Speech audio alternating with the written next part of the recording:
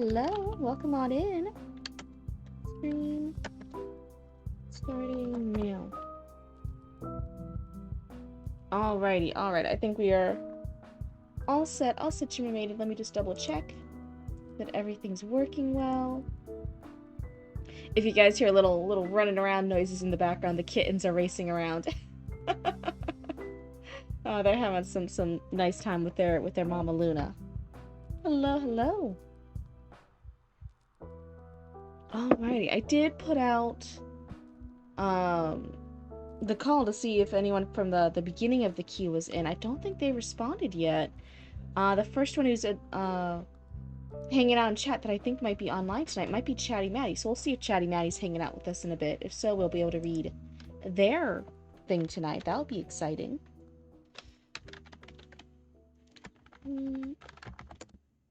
There we go. There we go. Hello, hello. Hey, speak of the devil, right? Hello, hello, Raymond. It's good to see you. And hello, Chatty Matty. We were just talking about you. Yeah, we were saying oh, Cryptid Hunters.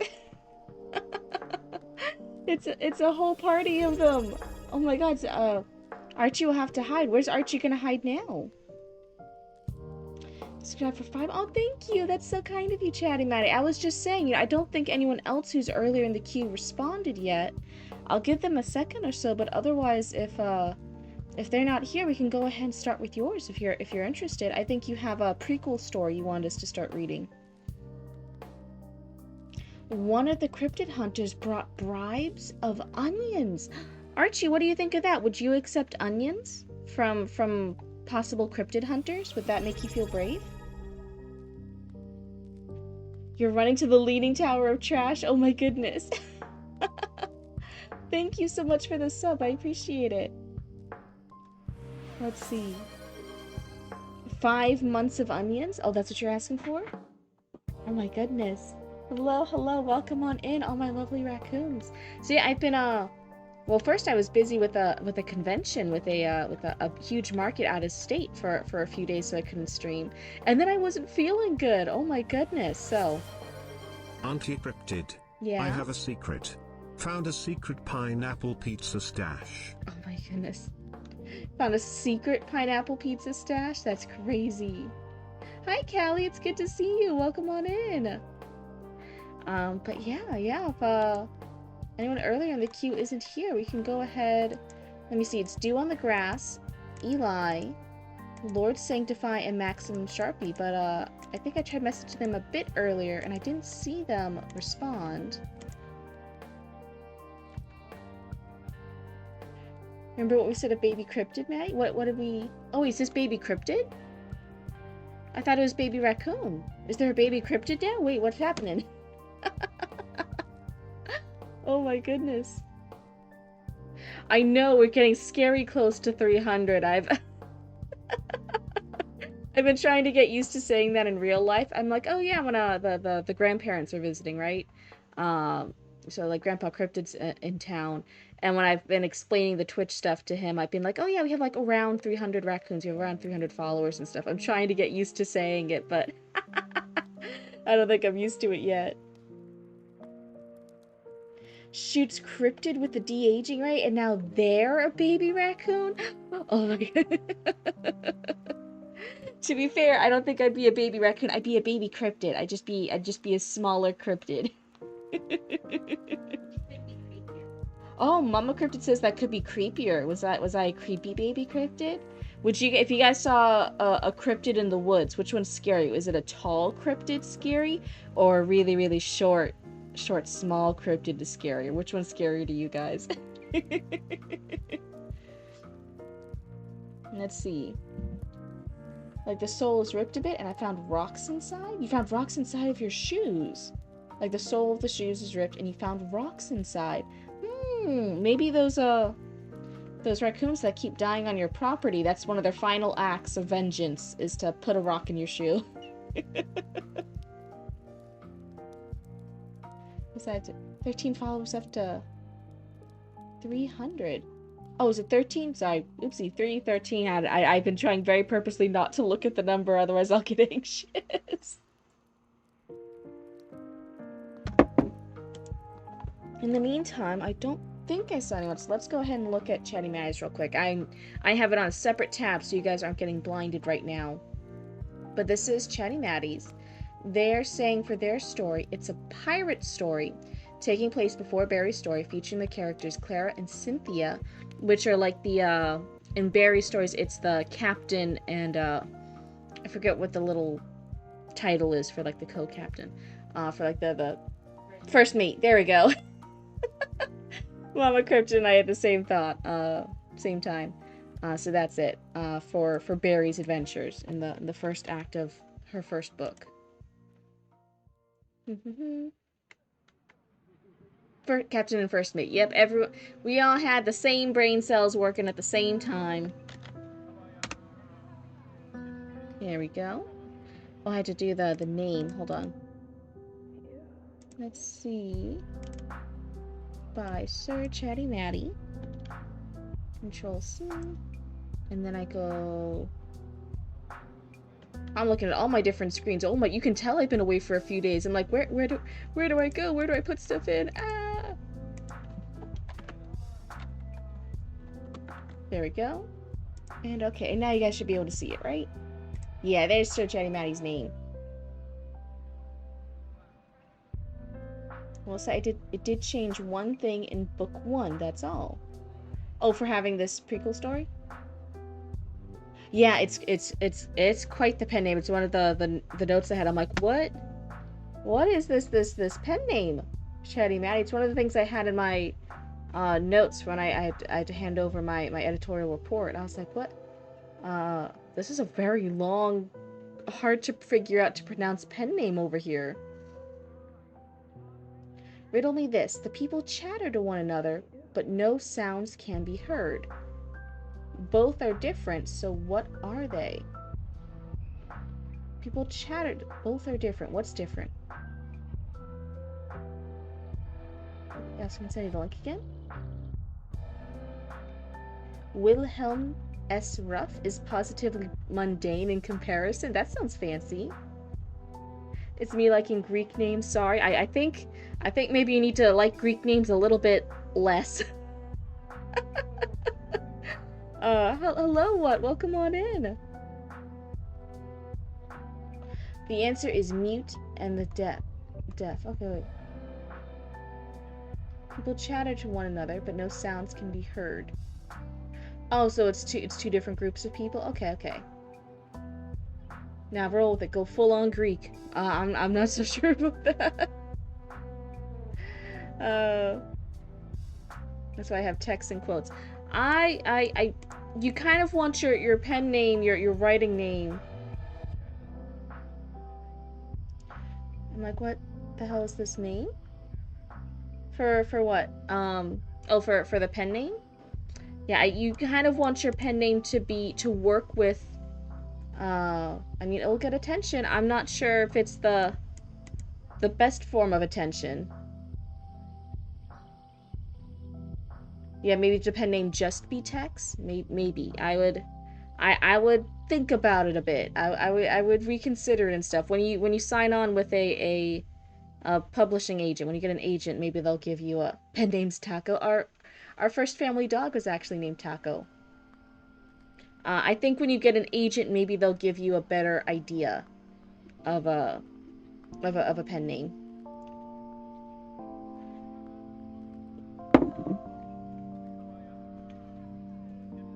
Let's see here. Act 1, the Songbirds' first verse. And yeah, one of the characters there, their last name's a bird themed name, so they call the other one Songbird. It was like a little pet name. You ate tacos? Right? Yep. But yeah, for a while the naming trend in the family, in the Cryptid household, was all the cats got god and goddess names. And then the dogs got food names, so the dog was Taco. And then the cats were like Loki, Shakti, Samoa, stuff like that. And over time, like that trend's changed, obviously. Like the newest dog was Bear, and then my cats, right, we changed that a little bit. They're like Lucius and Lupin.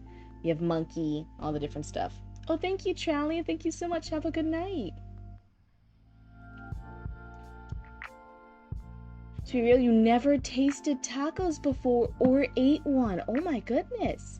We're getting... Do you think that's true for Archie as well? Has Archie, the raccoon, never had a taco? That'll be interesting lore. You've never had a taco?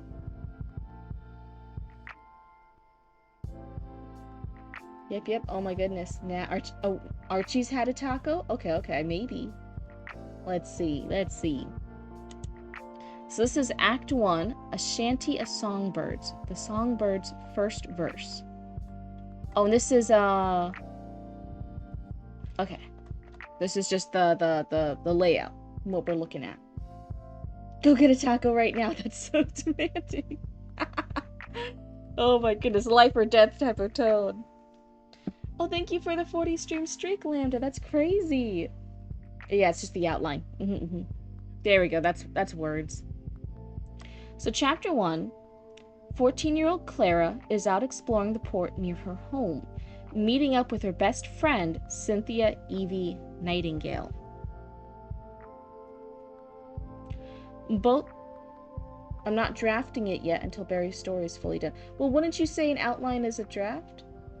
Maybe, I guess some people say they're not. I guess it just depends. Taco Bell! You don't know where to buy one and you're broke as hell? Yep, isn't that the struggle for everyone right now? There's not enough. In the virtual world, we can have so many Roots coins, right? I have infinity Roots coins because we can have all the Roots coins we want. But yeah, real life currency is a little bit harder to come by, right? Oh my goodness. Taco Bell's very far from you? A truck? A food truck? Any Mexican restaurant? Oh my goodness. You know, it just depends. But yeah, I want it. Yeah, so you're almost to 30,000? Yeah, see, it's nice seeing that online currency go up. We can be a little bit indulgent in the online virtual world. Online currency go up. Real life currency go down. You can have white people taco night. Oh my goodness. There's no Mexican restaurant or food truck near you? Yep. Hi, Superstar. Welcome on in. I know, I wanted to start streaming. It's been... I was looking at the calendar. Can you guys believe? I think it's been a week since I streamed last, because first I had the market, the out-of-state market, and then I wasn't feeling good. White people taco night is wild. Pineapple on tacos, yes or no? Okay, Aaron immediately responds back, it depends. Also, you never ate hot wings? I can't really eat anything that has hot sauce or any kind of spice in it. Papa Cryptid can. You guys are all some silly raccoons. This is absolutely the type of comments and reactions raccoons would have, so I'm happy to see we're all on brand tonight. Where am I? I guess you're in a... You're in the an alternate dimension where everyone's weird. And doesn't have basic food. Oh my goodness. Why is there no one else this shocked? Listen, I'm still new to the world. I came from the swamp like 6 months ago. All food's weird to me. All food's weird. You never tasted a smoothie? Any type of smoothie? We are raccoons. We eat anything we can clean. That's right. And now you guys have evolved. You guys can even have cotton candy in the Cryptid verse. There's waterproof cotton candy in the Cryptid verse. Someone asked something else basic. Ask something else basic. Has Zoe the Archivist, they haven't had tacos, they haven't had smoothies. Have you ever had chili? Have you ever had chili? Someone else come up with some common foods. Common foods to ask. Shady Maddie hasn't had puffer fish. Why not? Well, Zoe's instantly asking what's chili. Oh no. Mama Cryptid asked if you've eaten a corn dog. That's poisonous, a pufferfish? Yeah. Waterproof cotton candy that's not asbestos. I don't know. You'd have to ask the Raccoon Channel 6 News. What's a corn dog? Now we're just being trolled. Now we're being trolled. Oh no.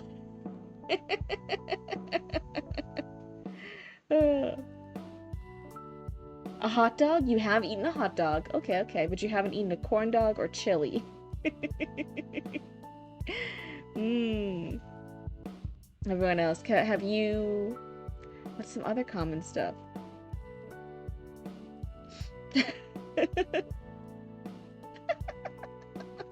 You're genuinely asking what is a corn dog? Oh no! Hold on. I can fix it. I can fix it. Corn dog. The classic. Sorry, Chatty Matty, we're derailing the stream a little bit. But this is important. This is for the greater good. It's like this hot dog, it's on a stick, and then it's wrapped in like the breading, this coated breading. And that way you can just carry it around in a stick and you can eat it off the stick. It's corn dog and breading. What is that? Deep fired corn dog. Superstars. That's so sweet, corn dog. Yeah, you've never had a corn dog. Hello, welcome on in, Gaylords. Welcome on in. Sorry, we're normally doing story critiques. We got a little sidetracked with asking what food stuffs that Zoe hasn't tried before. What is that? I heard it's European.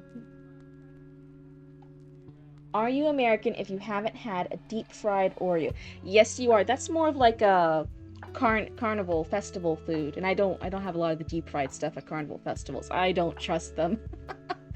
That's in a lot of places like Kentucky. You have a lot of the deep-fried stuff at those carnivals, festivals. Kentucky, the Midwest, some areas of the South, you still have it, but in a lot of places you don't have a lot of the deep-fried stuff at carnivals. Wait, you haven't had a corn dog and you're American? That's what you're saying with Zoe. I'm like, oh, have you had a corn dog before? And they were saying no. Kind of food that I never... What common food I haven't eaten? You call those Dagwood dogs in Australia? No. Is that true? I've never heard that before. Carnies found in this country? Well, the carnival part. Okay. Is it named after a blondie? So we have tacos, burritos, corn dogs. You did actually eat dog meat by accident. I found out after the person that sells the food was arrested. That's a crazy story. We had asked Chili earlier, and they said no. So now Cuse is asking chili dogs. You haven't had those. Okay. What's some other common foods? It's like so hard. I'm trying to like figure out. It's like as soon as you ask me to list food, I'm like, blanking out. Aaron keeps asking about a burger. Have you had just a burger before? You have eaten those. Okay. A Philly cheesesteak. Oh, what about a cheesecake? Have you ever had any flavor of cheesecake? Common pies, like an apple pie, blueberry pie, any type of pie. Chicken tenders. Oh, come on. You know, everyone's had chicken tenders. Come on, right? Yeah, another comment. I just had no idea why we call corn dogs that. Cheesecake is so yummy. Since Grandpa Cryptid and his wife are visiting, we actually went, as a little treat, we went to the Cheesecake Factory. But I got so full from the main food, I didn't actually get to order a cheesecake dessert. I was so upset. I'm like, no! One of the few times you go to the Cheesecake Factory, I was too full and I couldn't get a cheesecake. She's never had a taco, Cryptid? Yeah. Cheesecake. Chicken tenders? Do yourself a favor, get one of those no-bake cheesecakes. Make it free of Butterfingers, crush it, put it on top. Add whipped cream, drink with coffee or tea, you're welcome. Wait, are they saying they've never had chicken tenders? No. Zoe says, I haven't tasted chicken tender. No, this has to be a joke. This is a cruel joke. No. Zoe, what do you normally eat? What is a normal average everyday meal for our favorite archivist? What's what's on the menu? What's being cooked? What's being scavenged from the raccoon dumpsters with our fellow possums? What are we eating?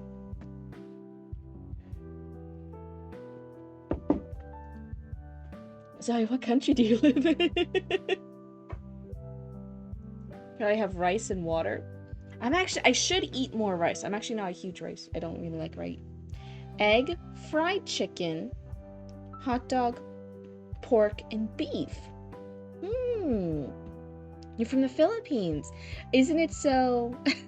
So at least, okay, like it's nice, genuine food. It's not like something crazy like, oh yeah, I only since I was a child, I only drink red Mountain Dew or something, and I only eat this obscure other thing. Those are nice, like actual like healthy foods. That makes sense. So the food options. What? Oh, Mama Cryptid's asking ramen, if you ever had ramen. That's on the thing list. It's the raccoon life. Oh yeah, when I was young, I cooked cow eyes adobo. Was it good? You think you ate ramen before? Okay. That's nice. So yeah, I was like worried. I'm like, is this someone who's like locked up in their basement, only drinking like Mountain Dew and and eating one particular type of pizza? Oh no, we have to save them. But no, they got good food. They got genuine food. They're all good over there. I thought you were from the States and just never ate food.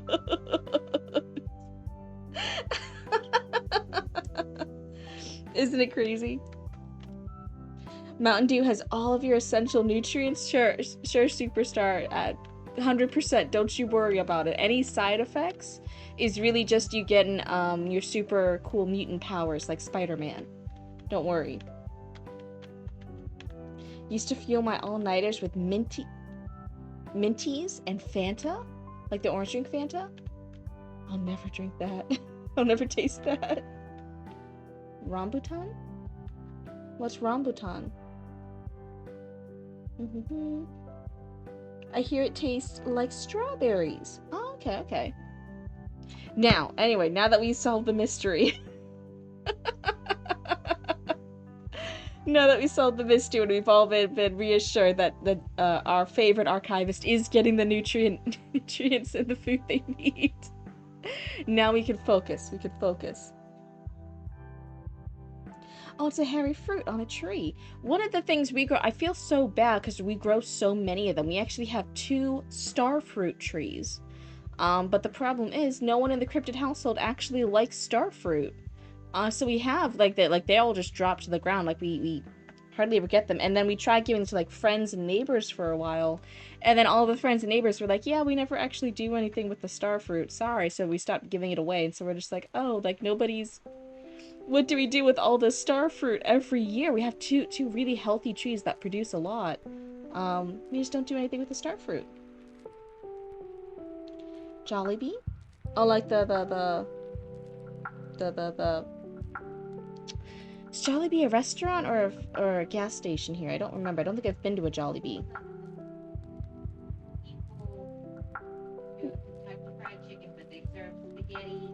Okay, spaghetti.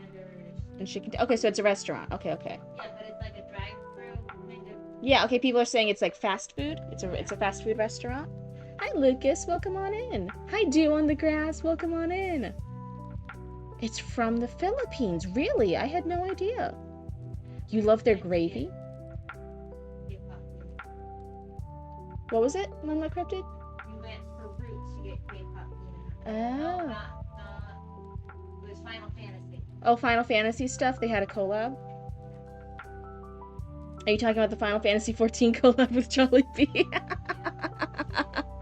Yeah, I guess Mama Cryptid went over there just to get stuff for Roots because they're a huge Final Fantasy 14 player. Also, if you eat their spaghetti, it is sweet. Huh, very interesting. So I'm gonna not have ADHD. I'm gonna lock in. I'm gonna open my eyes, and I'm not gonna have ADHD anymore. It's gonna be cleared from my brain. I'm gonna have a non-ADHD brain, and I'm gonna focus, and we'll be able to give Chatty Matty good critique and good reviews, and helpful information. You have no Jollibee near me. No, I'm not looking at chat. I'm not looking. I'm focusing. You know, sometimes I wonder how final is this fantasy if there's been 14. Honey baby boo-boo, dear darling. my sweet baby Jesus face. There's been... I think there's been a lot more than 14. I hate to break it to you. How many Final Fantasies games are there? Yeah, there are 16 main numbered ones. Oh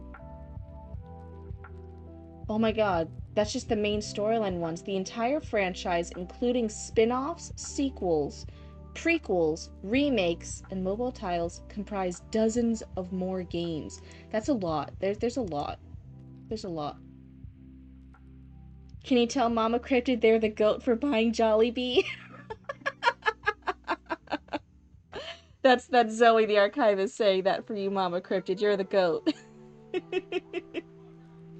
Oh.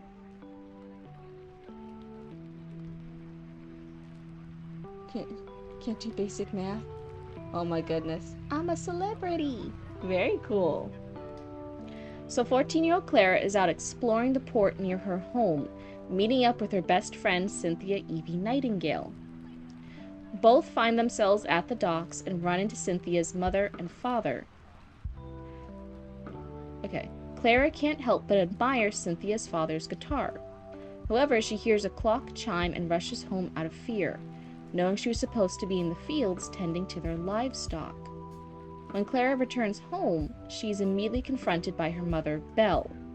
The two get into a heated argument over Clara's adventurous spirit and her close friendship with the disgusting Nightingale girl. Clara's mother tells Clara to either conform or face consequences. That's interesting. Clara refuses, and her mother strikes her and tells her to wait until her father comes back. Clara waits until her mother is asleep, then gathers her stuff and leaves, promises to never return. The last thing she sees is a picture of her father and grandmother, both faces obscured by dust. Okay. You're planning to start streaming again? That's exciting. Just need to learn how to make an overlay and also OBS setup. Yeah, setting up OBS, I actually had a Roots do. I was like, I don't have the mental capacity. I want to start streaming, but I don't want to figure this all out. So if you set up OBS Roots and you get me ready to stream and you show me what I got to do, I will start streaming and try to do this for the business for Cryptid Roots. Roots was very, very brave, and I was encouraging them, and they figured it out. But as far as messing with it after it's set up, it's pretty intuitive. It just has different layers. And I will say you don't need anything fancy to get started. Gee, look at this. There's not even a background or an overlay or anything, right? It was just the basic, just Twitch chat for a while, and then it was just the Google Sheets, right? I don't even have an official background right now. We're still working on that when there's more money available, right? So I wouldn't even say, like, don't be too caught up and having everything fancy right away. Just get used to streaming, right? And then you'll figure out stuff you want to improve or more stuff that you want over time. But I want to get caught up in it. Let's see. AFK ratings again. Oh, nice. It's honestly pretty simple if you're willing to let your stream look a little janky. Yeah, and especially as, like, somebody new to streaming, it's totally fine to look like you've just started streaming. You know, it's totally fine. That it is what it is. When you start streaming, you kind of should look like you just started streaming, that you're learning, that everything's, You'll be a mute streamer. That's why I might be focusing on overlay a bit. Okay, so you won't have anything that you're speaking. You won't be talking with chat directly. So then what kind of stuff do you want to do when you start streaming, Zoe? What kind of things is it? Is it going to be a crafting stream? Is it going to be gaming? Is it going to be writing? What kind of stuff is our favorite archivist going to be doing? Let's see here. So it's based on dialogue from Cynthia and Barry's story. Okay. So just as for context for everyone, right? Because we're only seeing it's all up in your head. You understand it. But for everyone here in chat trying to help you and give you advice and feedback, it sounds like is the father and grandmother dead? And that's why Claire is leaving? Her father will never come back. He's dead. That's why his picture's covered in dust. Is it over 9 pages? Yeah, it's an outline. It's an outline for a prequel side series. Just focusing on writing mainly, writing on the document. Okay. That'll be exciting. That'll be a good excuse to focus on your writing, right? Her father is part of the story. Her grandma is dead, but the dad isn't. Okay. So chapter 2, Clara knocks on Cynthia's door. I will say it was in my notes too. I don't like how their names are so similar. Clara and Cynthia, they're both C names. A lot of the names, especially in first, there were a lot of characters in Act 1 of Barry's story, sometimes introduced for not necessarily a plot relevant reason. And I was like, and then they were gone, and it was a lot of characters to manage that weren't necessary for the plot. That were, I think, put in for, because you like to do things where it's foreshadowing. And I had a lot of things like, I don't think this is foreshadowing correctly. There were a lot of characters I was gonna be suggesting to be cut because I didn't think they were needed. But one of the things too, I said like, oh, Clara and Cynthia, they're a couple. They're always almost on the same pages together, especially in Act 1, and then their names are similar. And I was like, it's getting a little too confusing with the main cast. So Clara knocks on Cynthia's door. Her father opens and takes her in, instantly saying she's part of the household. Clara spends the next 2 years learning to play guitar. During this time, Clara and Cynthia grow closer. Then comes Clara's 16th birthday. Cynthia's father mentions that Cynthia's mother, Cordova, oh god, there's another scene. Cordova captains a ship called the Voyager and is looking for a crew. Let's see, okay. Clara and Cynthia rush to the docks and enlist. However, Cordova is hesitant to bring them on board simply due to them being teenagers. Get out of here, Pop-Up. What is this? Clara grudgingly reminds Cordova that she used to work on a farm when she lived with her parents. Clara... Okay, so Clara's reminding her kind of adoptive mother. I'm trying to get all the characters right. Clara, who's our main character, who left home, reminds her adoptive mother, Cordova, that she, I'm thinking Cordova, used to work on a farm when Cordova lived with her parents, so the grandparents. Cordova agrees to take them on as cabin girls until they prove their worth. Okay. I'm not sure how working on a farm is similar to being on a ship. And Clara's adoptive mom. Yes, I was saying it right. Just a lot of C names. You gotta watch out. It's Clara's logic. It needs to be a little bit stronger logic. I'm not sure that's holding up logically. So, chapter 3. The Voyager leaves port, and Clara and Cynthia are tasked with cleaning the ship. Despite her complaints, Clara follows the order. I don't know what she's complaining about. That's the job. That's being a cabin girl. As they clean the deck, Clara starts singing and Cynthia joins in. Despite the initial annoyance by the crew, Cordova begins to hum and tap her foot in rhythm. After they finish, Cordova tells Clara she's never heard a voice quite like hers or Cynthia's. Cynthia jokingly calls Clara Songbird, making her blush and provoking Clara to call her Shanty in return. Okay. Where's her voice? Is that a quote from something? Because it's in quotation marks. I'm not sure I get the reference. So let's see over here. Oh, let me get my model. You gotta keep tracking with me, model. I don't understand. See, I gotta upgrade. I gotta upgrade to the iPhone thing so it tracks my model better. Hello, hello, welcome on in. How are you holding up over there? I've seen you saying hi a few times over in the Discord and chatting with us. How are you doing over there? So let's see. If you travel back in time to like 15 years old with your memory intact, what would you do? You can also choose to know the identities of 5 people here in stream to regain their memory knowledge of this timeline. I would definitely start the business earlier. I would be like investing earlier. I'd be trying to be smarter with money. I would be more prepared for everything crazy going on in the world during 2020, huh? I would have already stocked up on toilet paper and all the basic needs and stuff, right? Doing all right, finally sitting down to actually work on my magic system. That's exciting.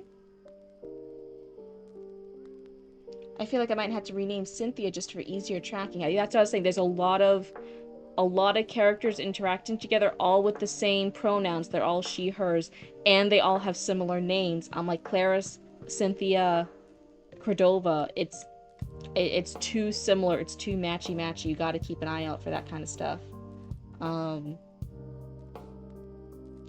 15 years old with your memory intact, what would you do? But geez, I would have given much less of a fuck about a lot of... There was a lot of bullying and bullshit and like a lot of hard emotional stuff to when I was, what was it, like 15 years old with your memory intact. And I think it was so depressed. It was so hard mentally being that age. It was a really, really hard, depressing time. And I think it would have... Honestly, I never fought any bitches when I was 15 years old. I think I would have snapped earlier. I think I'd give less of a fuck now. If I was transported right now back then, I think Mama and Papa Cryptid would lose their mind. Because I think I would suddenly be getting into fights. I would be I'd be throwing punches left and right. I'd be tired of some people doing stuff. Let's see, you would write John Wick.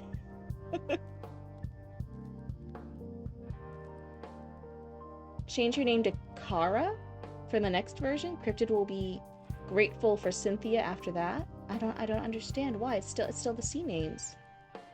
Well, she gave less of a fuck at 15. Cryptid Roots joins UFC.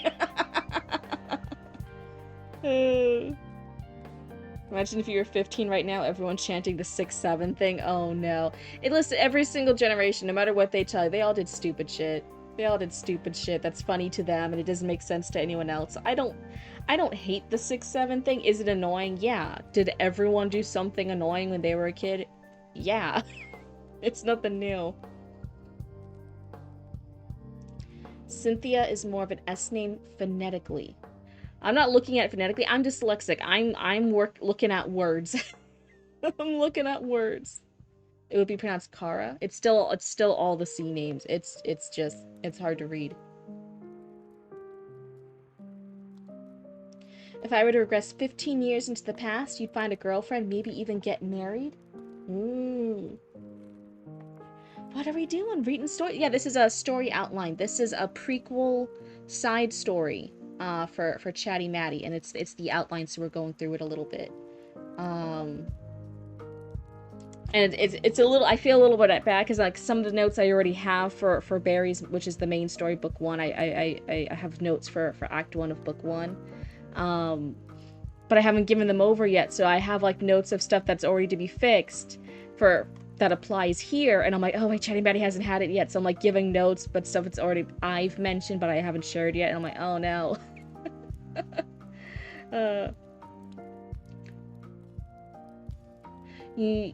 Back in high school, you thought you were above everything and you think you missed out on a lot of friends and stuff. It's hard because I feel like even if you did have a lot of friends and stuff in high school, that doesn't necessarily translate to later. Even people who were great socially in high school, who were very involved, None of that stuff necessarily translates to like college or in your job or in the workforce and afterwards and stuff. Maybe it does in smaller communities, like small towns, in smaller communities, more tight-knit communities. Then I think it does. Then high school is a little bit more defining, because it's kind of the same people you'll spend the rest of your time with in your same community, in your same town. But in a bigger area, once you're outside of that, it doesn't really impact you at all. All my friends I'm close with now were made in the last 3 years. Yeah, see? It's just one of those things. I think I had so many friends in high school, but as an adult, I'm not the coolest person in the room anymore. Oh no, poor Vera. I definitely, I like a lot of my skill sets. I like a lot of the stuff I am now as an adult more. But I definitely, I think after 2020 and everything too, I think it was a big thing with young adults and adults too, right? It's hard making more in real life connections. I feel definitely like 2020 and onwards threw everything off. And it's been a little bit harder. If I were to regress back to 15, which is just the start of 2021, I'd be trying to find you already. Well, we weren't streaming yet. There was nothing to watch. Nothing to watch. We've only been streaming for 6 months now? Is it 6 months? You could not pay me anything to go back 15 years. That became kind of the default for a long time. You just wish you weren't so lonely as a teen? Yeah. It's really hard dealing with loneliness is I think at any point in life. As a kid, it's devastating. As a teenager, it's really, really rough. But even as adults, right? Even as adults, there's so many people struggling with loneliness. It's really hard now. You would have got nothing done. Dew on the grass. Being very realistic, you didn't have access. I'm so glad I didn't have access to Twitch in high school. You would have got nothing done.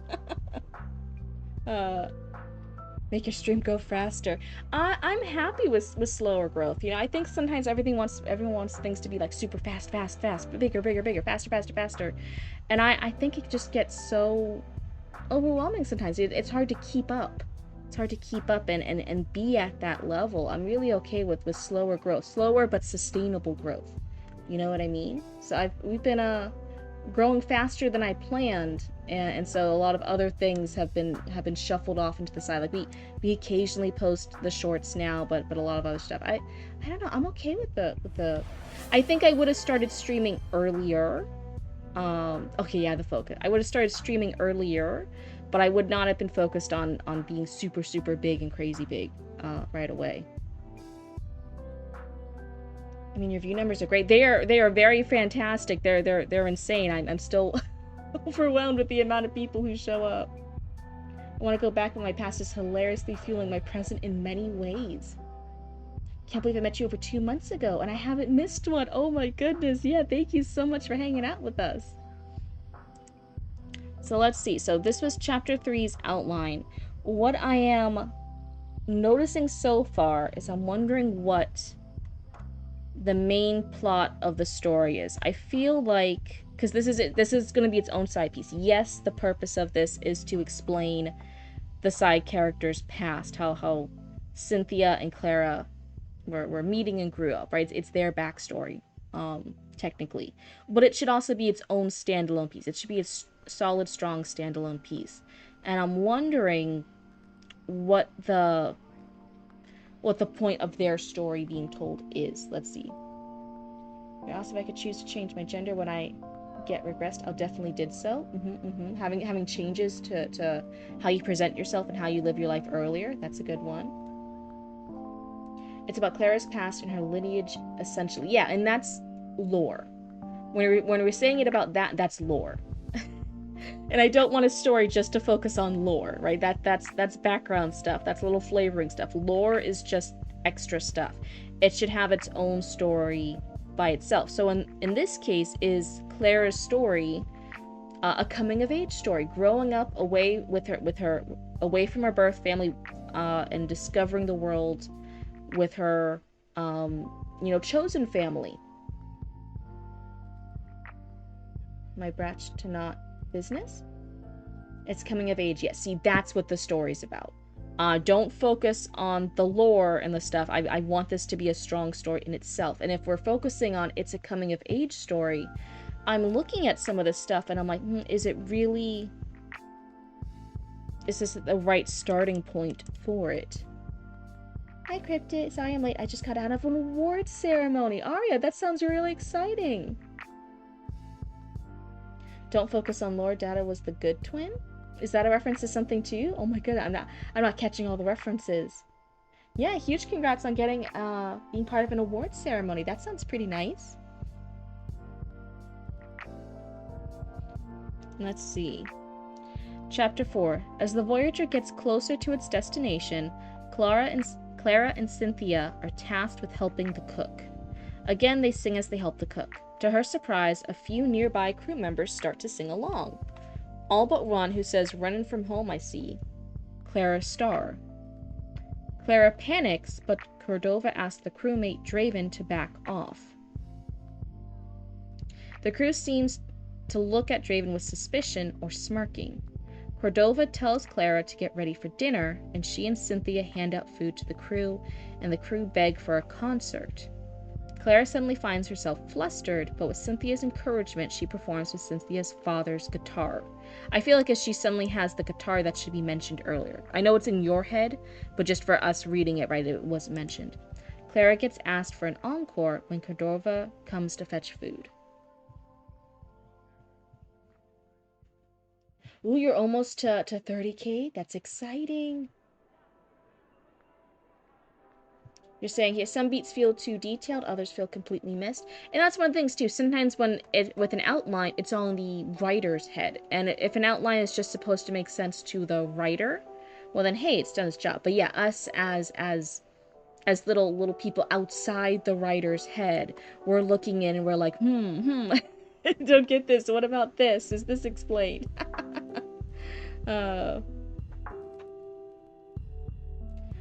Cordova, isn't that the city in The King in Yellow? I don't know. Cordova, I know... Oh, isn't it so funny? Corona is Entangled. That's the kingdom name, right? And then afterwards there was 2020 with the coronavirus. So I think that was a funny one. But I don't know about Cordova. I don't know about the King in Yellow. So let's see. So who has the guitar?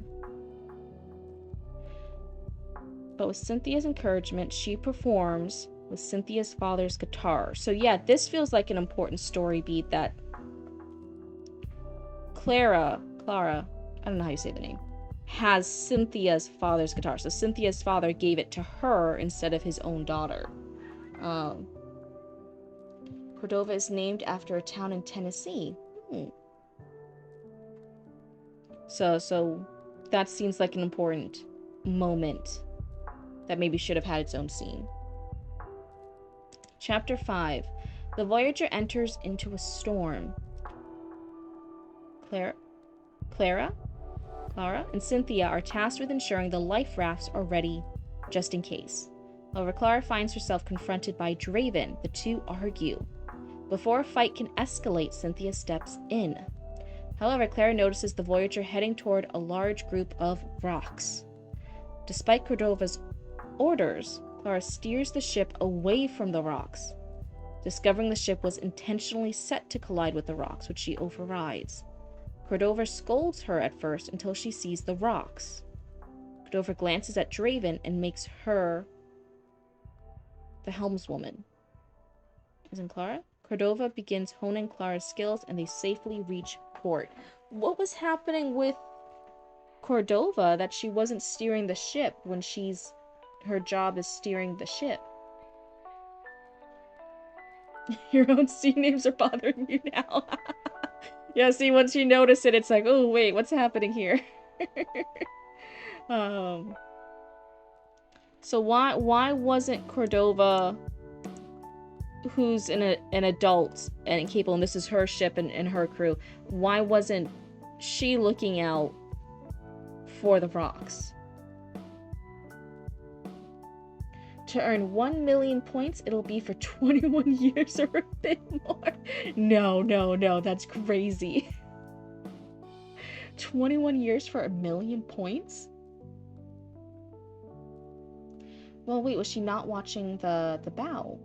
I think it said the bow instead of the bow, right? For a ship? Shady Maddie planted the seed, huh? The seed for what? The seed for all the sea names? Right, once you notice there's a lot of sea names, it will always bug you a little bit. You're like, oh no. Cordova being a bad captain. But yeah, she was likely elsewhere. Okay, okay.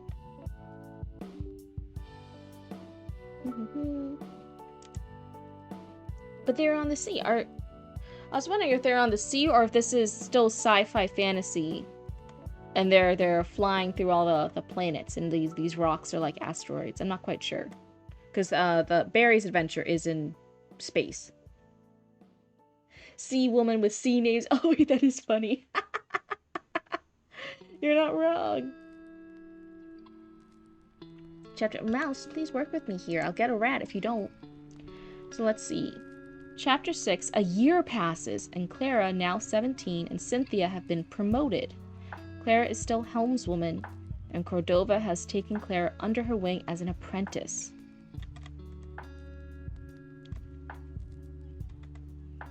Okay. And Clara's our main character. As Cordova is teaching Clara how to read the stars using a hologram of the galaxy, the Voyager is given a new delivery job to another world. Okay, so they're delivering stuff. This is a delivery ship. It's sci-fi fantasy. This is just to establish the seafaring, spacefaring vibe. Clara steers the ship through the Calypso Belt. As Clara sings, she is interrupted by strange, disembodied voices and apparitions of alien winged beings. In her mind, Clara sees a map of the galaxy projecting from a strange crystal ball and bandana marked on a map. Cynthia snaps her back, but Clara finds it hard to explain. Hey, Auntie Cryptid, Auntie Cryptid. Guess what? Dash chicken butt. Oh my goodness, I can't believe you, baby raccoon. You tricked me with the chicken. I can't believe I've been chicken butted. Say, guess what, chicken butt to me? Oh my goodness, yeah, I got. Bandana is her homeworld. Okay, okay. So then it's all their homeworlds because Clara and Cynthia grew up together on Bandana. Chicken what? A chicken butt. So let's see. So she has these visions of Bandana marked on a map. It's interesting. Okay. But yeah, we're 6 chapters in. We've had the flashback. We started with the past. And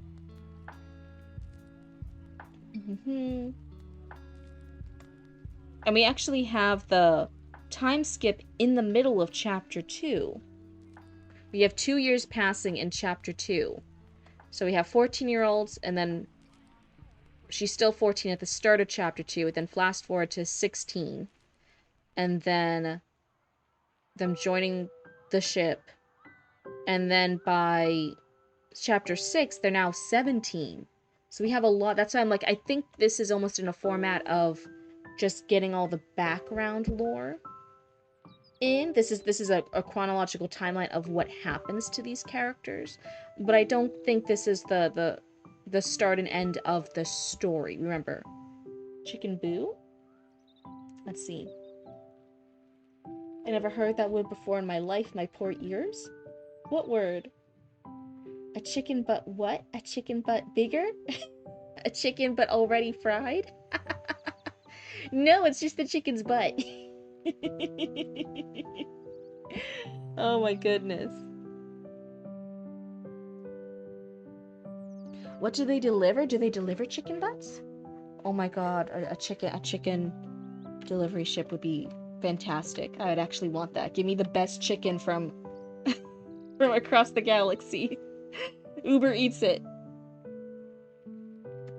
You clip something? Yeah. I can't see it. It's such a tiny screen right now, so I can't even see. I'm gonna guess you clipped the chicken butt thing. Because that's the only exciting thing that's happened in the last few minutes, but yeah. Let's see. Oh, hold on, I gotta. You wear a disguise to look like human guys, but you're not a man. You're a chicken boo. Is that a quote from something? Oh, it's the OG Animaniacs. I didn't actually watch Animaniacs when I was a younger cryptid. Can you guys believe it? It's Chicken Boo from Animaniacs. Oh, Chicken Blooba. Man, if it's so close together, then I guess I should. Oh, hi! Thank you so much for the sub. Yeah, I need to establish something earlier, so the format here was my only option. Well, it's not your only option, right? We can do formats however we want. I'm here, filled with stars and stripes. Yeah, poor Hyde and Heart was well, one, having a wonderful time supporting their child at their school at a fun little recital concert that they were holding, but it was a very patriotic concert, and they were giving us updates in the Discord, and I'm like, ooh, that sounds like a lot. Your favorite was Pinky and the Brain? Narf. So yeah, let's see over here. But yeah, so if that's what I'm saying, it depends on your goal. If your goal is to tell lore and background, then yeah, you tell all the lore, which is what this is doing. If the purpose is to tell a good story focused around Clara, around Clara, this is not the right thing. We might learn some things later on, right? You gotta treat it as its own separate story, or rather than just a timeline of lore to keep in mind. Did they jam out to Star Spangled Banner? Oh my god, they do that every concert. Every concert. I thought it was just this concert. Oh my goodness. That's crazy. It's rural America, so that's kind of the bit out there. Oh my goodness.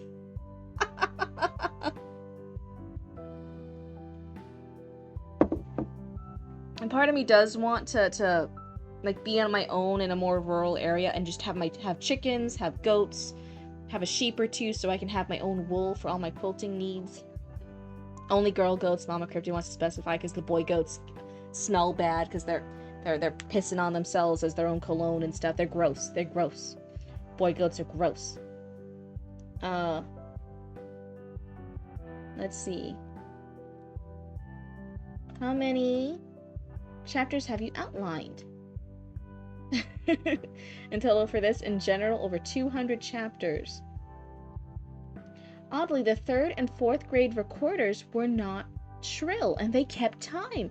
Oh, that's fantastic, actually. Normally, sometimes you're suffering a little bit through that because you love the little munchkins. But hey, if they actually weren't shrill and they were on time, that's pretty good. That's higher than to be expected for 3rd and 4th graders. That's fantastic. 3 island houses that Ireland has been offering.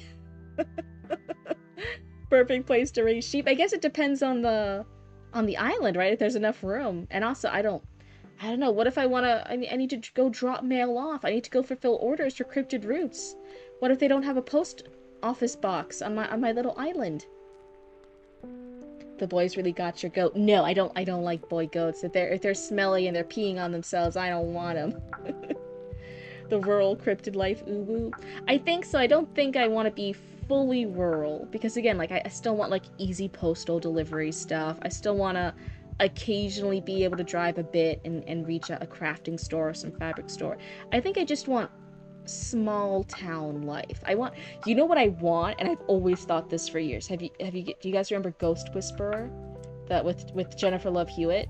Her show, and she's in this really quaint little smaller town, this smaller community, but she can still drive to the bigger city. She can still go to a nearby college to ask for help. She can go to more rural areas. I want that. I want to live in a little picturesque small town, be haunted by ghosts occasionally, have too many cats. That's what I want. They have a post office boat. Are you serious? Hi. Hi, Baba. Can you guys hear his meowing? That's Baba Bean. Baba, do you want to be picked up? Do you want to say hi to chat? You can cuddle. You can cuddle for a bit even when I'm streaming. That's okay. Ooh. Okay, has a Baba Bean. This is Baba Yaga. He's a little over 1 year old. So he's not quite 2 yet. He was born on Halloween with his brother Ghost. And he had other siblings too from his mama Luna, who was our Trojan cat. As in, we adopted her from the street, and once we adopted her, we realized she was already pregnant. So she was a Trojan horse, she was a Trojan cat, she had multitudes inside of her. And we got conned into keeping 2 of the kittens. We kept Baba Yaga and we kept Ghost. So hi Baba Yaga, do you want to say anything? Do you want to meow at all? Or are you happy now that you're being picked up? This is all you wanted? You just wanted attention? He is a big cat. He's a big cat. Hi. Are you all done? You can go. I love you. Bye, Baba Yaga. Let's see. I'm behind on chat now. The meow meow. I love just being far enough out of town that I can run to town to get things, but far enough pizza isn't delivered. Oh no, I would hate that. Hi Maximum Sharpie, welcome on in.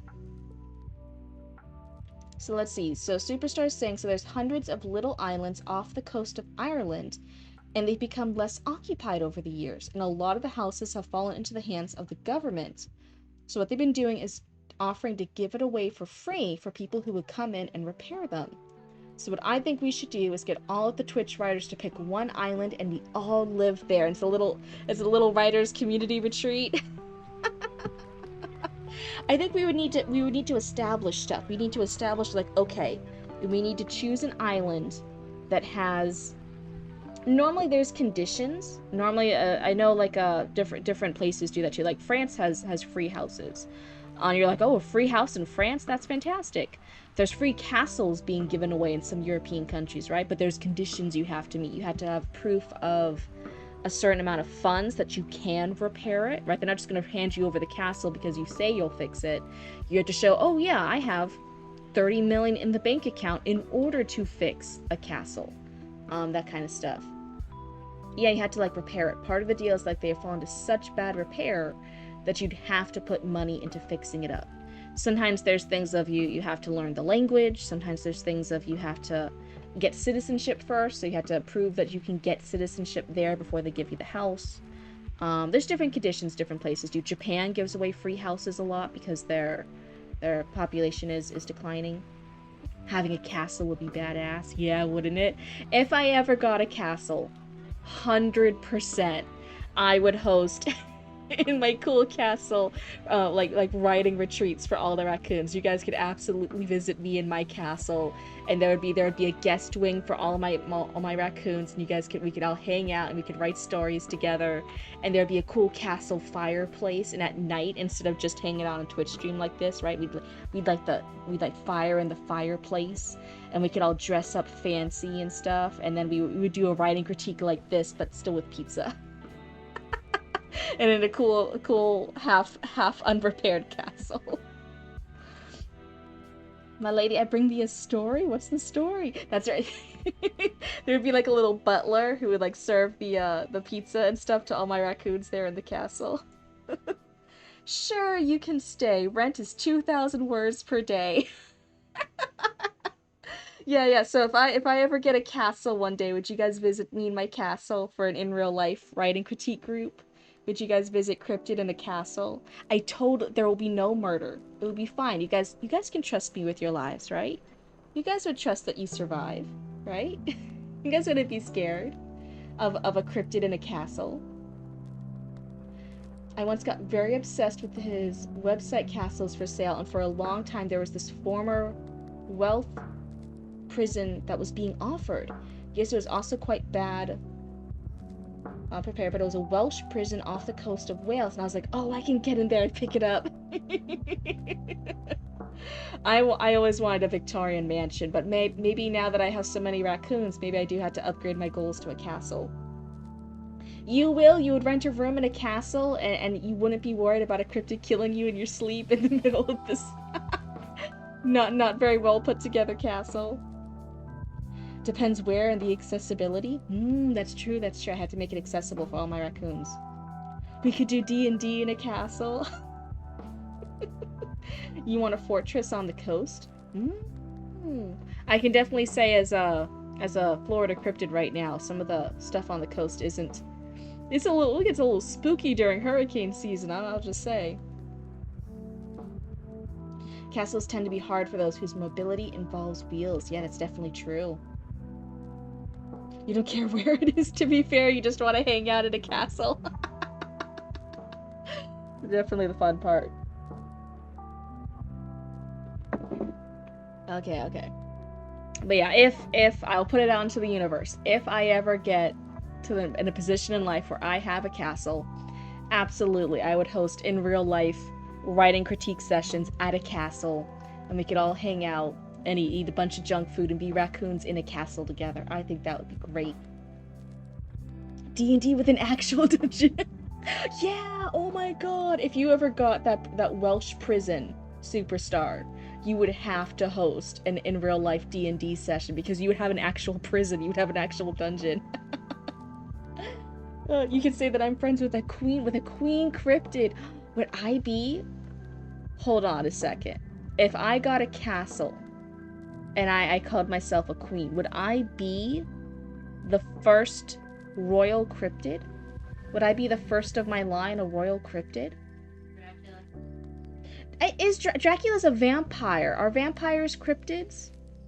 Or is that just general monsters? Not all monsters are cryptids. Actual LARPing in a castle? Yeah, I'm sure people are actually doing this. But yeah, there's even some LARPing events I know that have happened, I think here in Florida. Maybe I'm wrong. Maybe it's some other states. But at least here in the South, people have had castles and they've hosted LARPing events. Dracula was just a count. Oh, that's true. He was just a count, so he wouldn't be as high up as me. I would be fancier. But also, I don't think vampires count as cryptids, do they?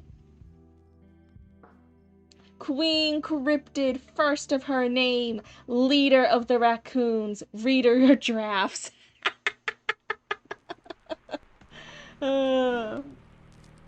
Yes, he was landed nobility, but he wasn't royalty. Does count as a vampire? Would you want to visit my castle? Murder definitely wouldn't happen there. You would be completely safe there. You would be allowed to leave. Definitely. And you wouldn't be added to the castle. Nothing bad would happen there at my castle. Am I clarifying it too much? Do I sound suspicious now?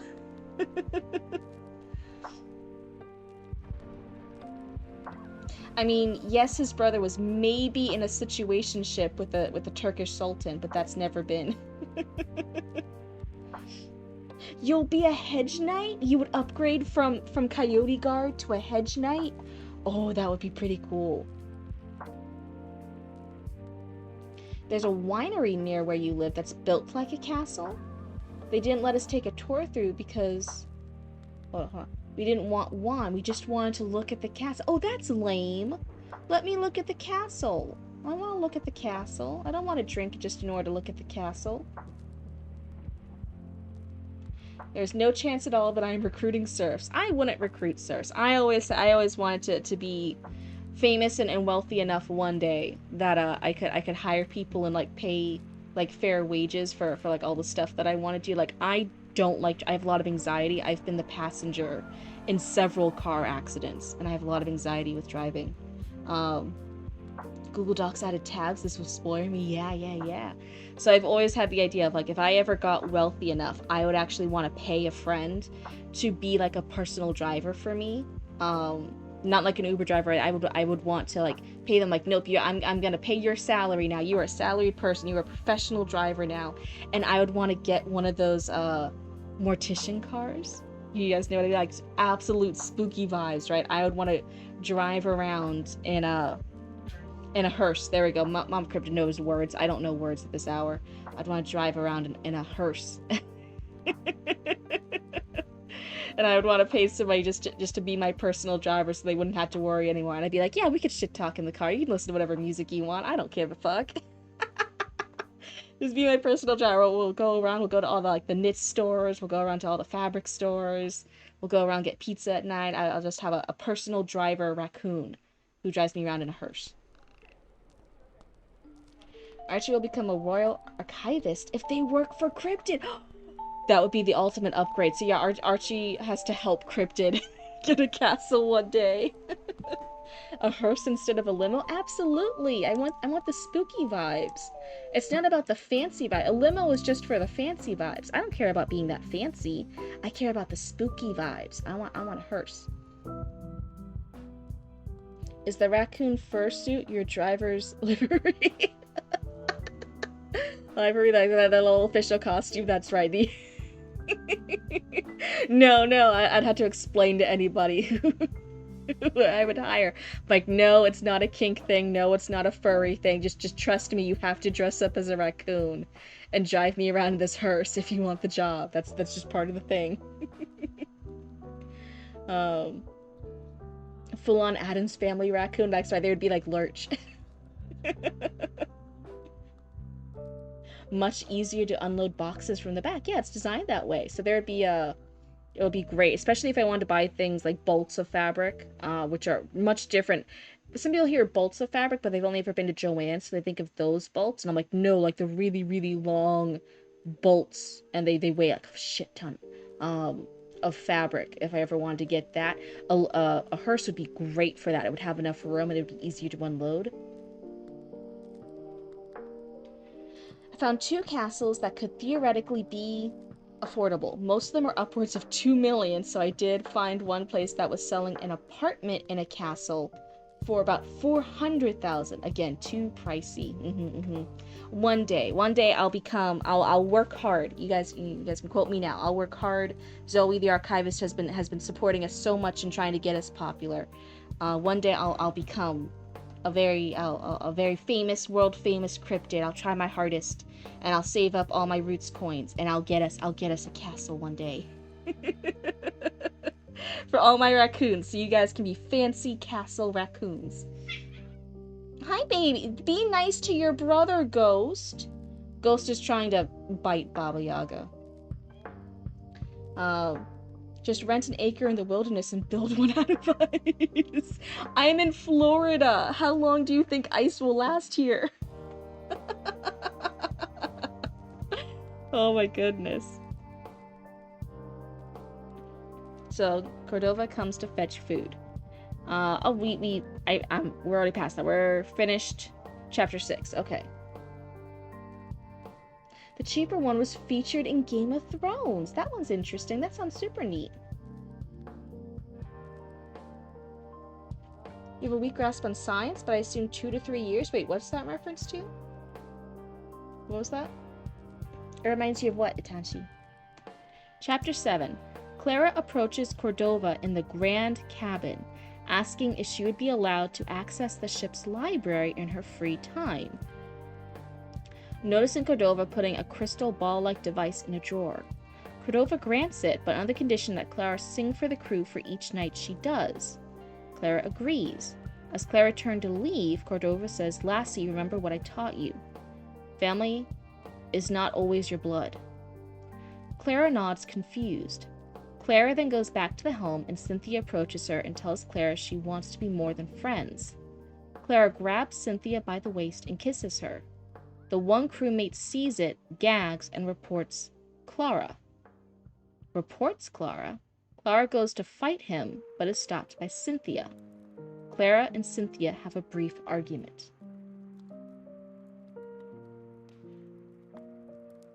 Oh, how long the ice will last? 2 to 3 years, but I haven't studied it, but I assume. If you have a whole ice cap.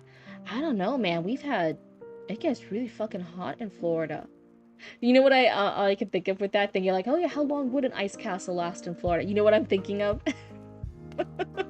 That scene in is it the Tim Burton or the Johnny Depp version of Charlie and the Chocolate Factory, where Willy Wonka makes the palace of chocolate, but it's in a really, really hot climate, and so as soon as he's finished, it starts melting. The chocolate palace starts to melt. Oh my, that's all I can think about.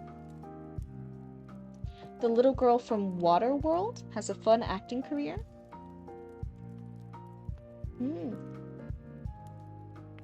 The crewmate's true identity is revealed later. News reporter Florida Cryptid last seen serving feet at a local McDonald's drive-thru window. No, that sounds weird and kinky. I wouldn't do that. That sounds like a weird kink thing. I wouldn't do that. The crewmate's true identity revealed later. I'm not sure it's paying off much hiding it.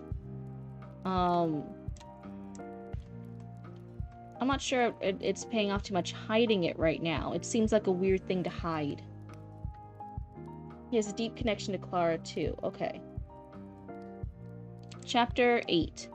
Clara and Draven get into a heated argument after his report. Okay, so it's just revealed right here.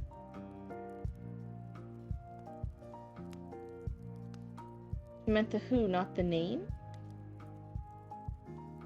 We haven't seen feet. We aren't convinced they exist. When I get my official model, I'll show. I have the official model idea. So yeah, Cryptid actually has little deer feet, little hooves.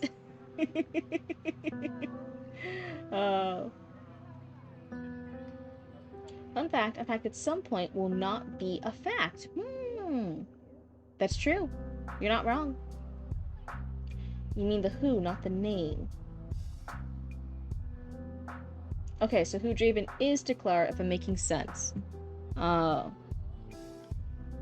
Okay, so then I would say the one clue right here, you mean Draven. So yeah, Draven.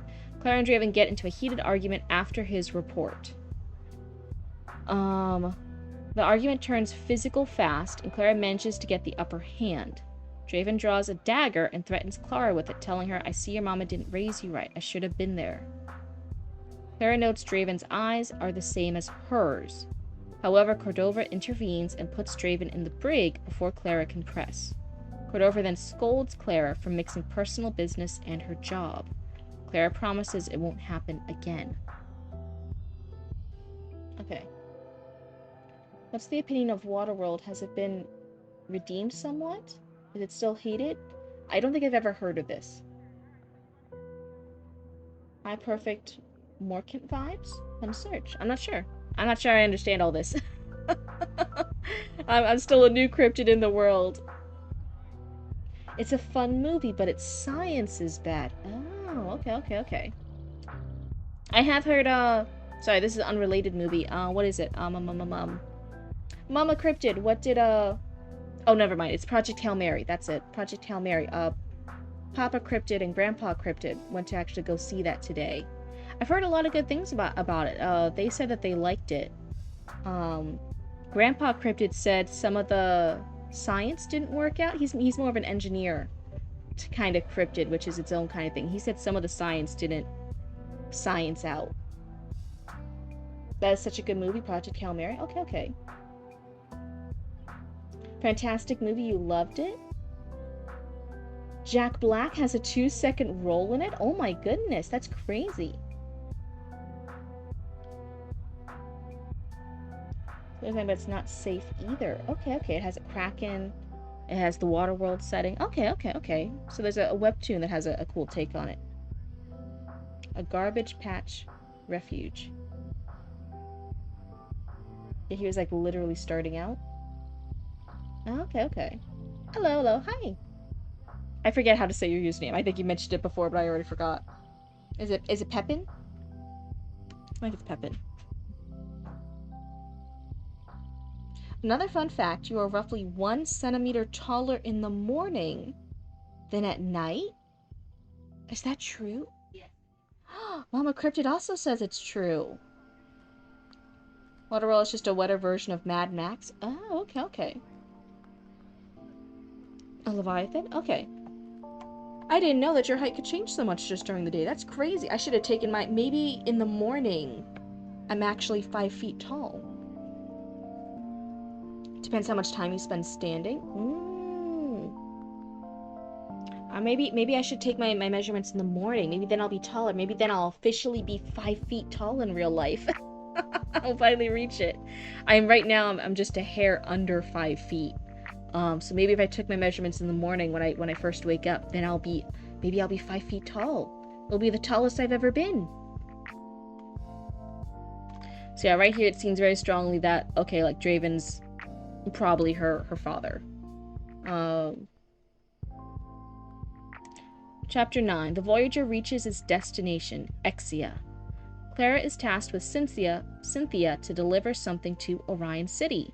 So this is obviously to set them up that they've been to this place before, which is where Barry's story takes place. You're adorable size. I want. I'm not adorable size. No.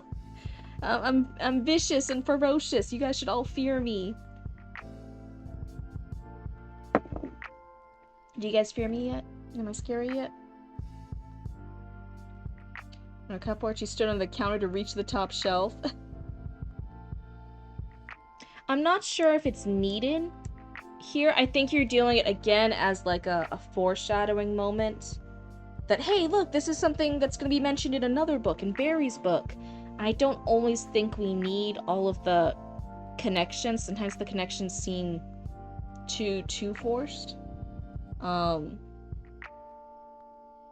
Visual input can influence taste perception. Very interesting. So let's see.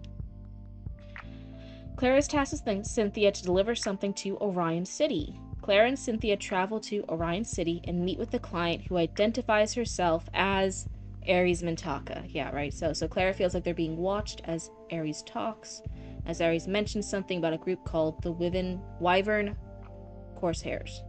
Corsairs? I don't know how to say that one. So yeah, here it's obviously the foreshadowing, the reference to Ares Mintaka, who's Barry's aunt. So it feels more of like sometimes the connections that even felt like this in Barry's story. Some of the references, some of the names, some of the stuff mentioned, I almost felt like it was more just like, look how eyes right, look how smart I am for connecting things that didn't need to be connected yet. Look, I can mention all these different names, I can reference all these different stuff, I can mention all these other characters, I'll mention them here in book 1, but they won't appear until book 3, really. Like, sometimes the connections feel a little forced rather than more natural or organic. And I'm really struggling to see, like, is it going to be important that they meet Ares Mintaka here compared to in Barry's book where Ares Mintaka just mentioned she's heard of them. Hey, yeah, hi Ink and Play, welcome on in. So that's why I'm like, I'm really looking at this. I was doing this in Barry's book too. I'm like, are all these references or all these connections, are they justified? Are they worth it? Or is it just showing how many things you can connect, whether or not if they should be connected? Is it me, or is Cryptid's eye model is a different color? Are you saying my eyes are a different color? My eyes? I think they've always been the yellow. Let's see. My brain was going. Auntie Riri mentioned they're Saltines, so maybe she met them. Let's see if they're Saltine. If you're looking here, between the white and the dark, it does influence the eye color. So if I'm on the white screen, they turn brighter versus the dark. Can you kind of see that?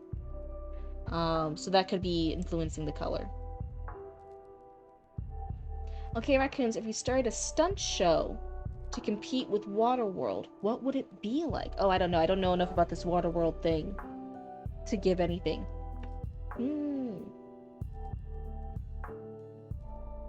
Auntie Mary mentioned they're a Saltine, so maybe she met them. Oh, okay, so yeah.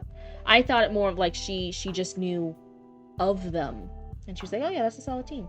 And even then, I didn't really need the fact of like Auntie Riri knew this group that they happened to go through, that Barry happened to have the poster for already, that the Queen happened to choose. It was all a lot of connections that I was like, why are we getting all these connections to it rather than it happening a bit more organically? What are stunts raccoons could do? I definitely think the for like a more clown thing, like the 3 raccoons in a trench coat would be a cute little thing. More trash in the water. Oh my goodness. And this catches Clara's attention, but Cynthia tells her they need to return to the Voyager. As they return to the ship, Clara sees Draven. Clara scans him and sees a strange tattoo on his arm, the wyvern skull, and crossbones. Draven notices this and says, "One day this will be yours." A few crewmates back away, terrified. Clara rushes away, conflicted, wondering why she knows Draven. So I felt this with Barry too. 3 raccoons in a trench coat on a motorcycle jumping over a flaming trash bag. Not just a flaming trash bag, that would be the setup, and then the thing moves, and it's not just, it's a whole flaming dumpster. It's a whole dumpster fire they then had to jump over. So it'd be from a trash bag to a whole dumpster to, well, what would be an upgrade from just a regular dumpster? Yeah, we try to oh, excuse me. We try to stay away just from the later half of raccoon, because it is a little close to a slur, so just be careful. Just be careful. That's all we ask over here. And the real stunt is to see if raccoons could resist going into the flaming dumpster because of the precious trash. Oh, that's the real test up internal will. The idea with Draven I had is that he wasn't there much when Clara was a kid, so she effectively barely remembers him. And again, I was saying, sorry, I got distracted. I was saying same thing issues I had with Barry in her story, especially in Act 1. There is stuff happening with Barry that anyone with a fully functioning like common sense like would figure stuff out, and Barry struggles with it sometimes, and it's really apparent because then characters will call her smart, and I'm looking at all the stuff, especially in Act 1, that Barry's doing, and Barry never did anything smart. And same thing here, there's this Clara's struggling with stuff, wondering how does she know Draven, but Draven said things that any reader at this point would already get the thing of, like, oh, Draven's probably her long lost dad, right? It's a very obvious thing from the few things he said. He's had very few interactions. The few interactions he said were huge and gave a very obvious thing of, like, oh yeah, this is probably her dad. And he's reaching out for it. So any reader would have already grasped it, and yet still being played as it's this big mystery for Clara. And Clara's like, oh, what could this possibly mean?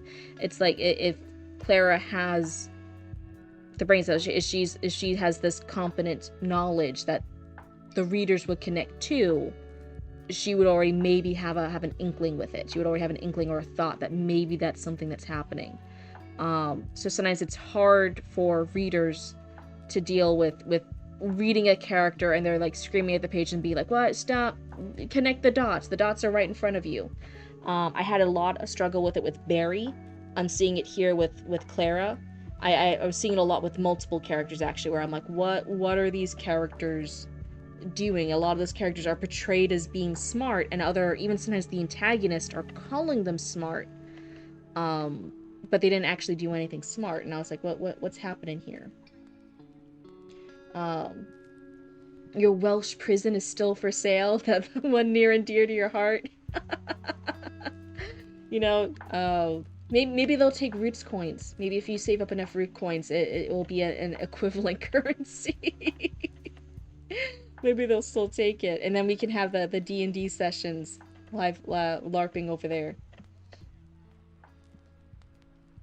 Yeah, you just finished a book today where I guessed the twist on page 25, and so I just shrugged when the reveal came 180 pages later. Yeah, it's a really tough thing. Yeah, how does Roots coins transfer into English pounds? You have to ask the Queen that. What's the transfer rate? You have to ask the Queen that. It's a. They try not to put that conversion rate on the market because otherwise there'll be too many too many tech bros trying to load up on Roots coins, and they'll flood the market. There's a secret password. You have to actually ask the queen herself, and she'll tell you the conversion rate. So that's it's top secret knowledge. Sorry, you had to have clearance for it. Are you saying you had to do a seance to summon Queen Elizabeth? An excellent idea.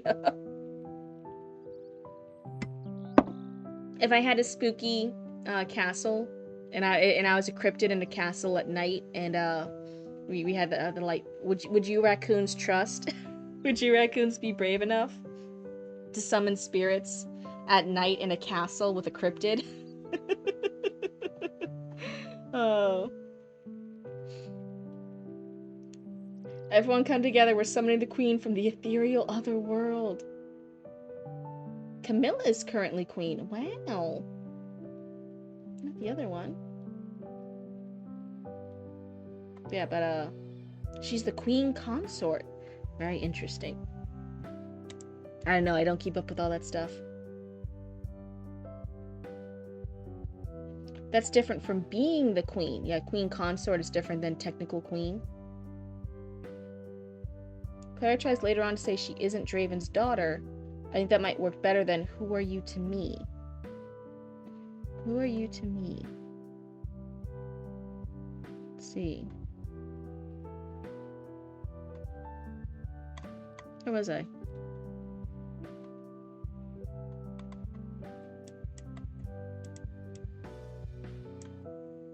I don't think was that line said? I call summoning spirits in a cryptid Roman castle a normal Tuesday. It's just normal and basic to you, Hugo? What amazing adventures are you on? Queen regents are rare. Most queens are queens through marriage. Queen means she rules in her own right. Queen consort means she rules by married right. Okay.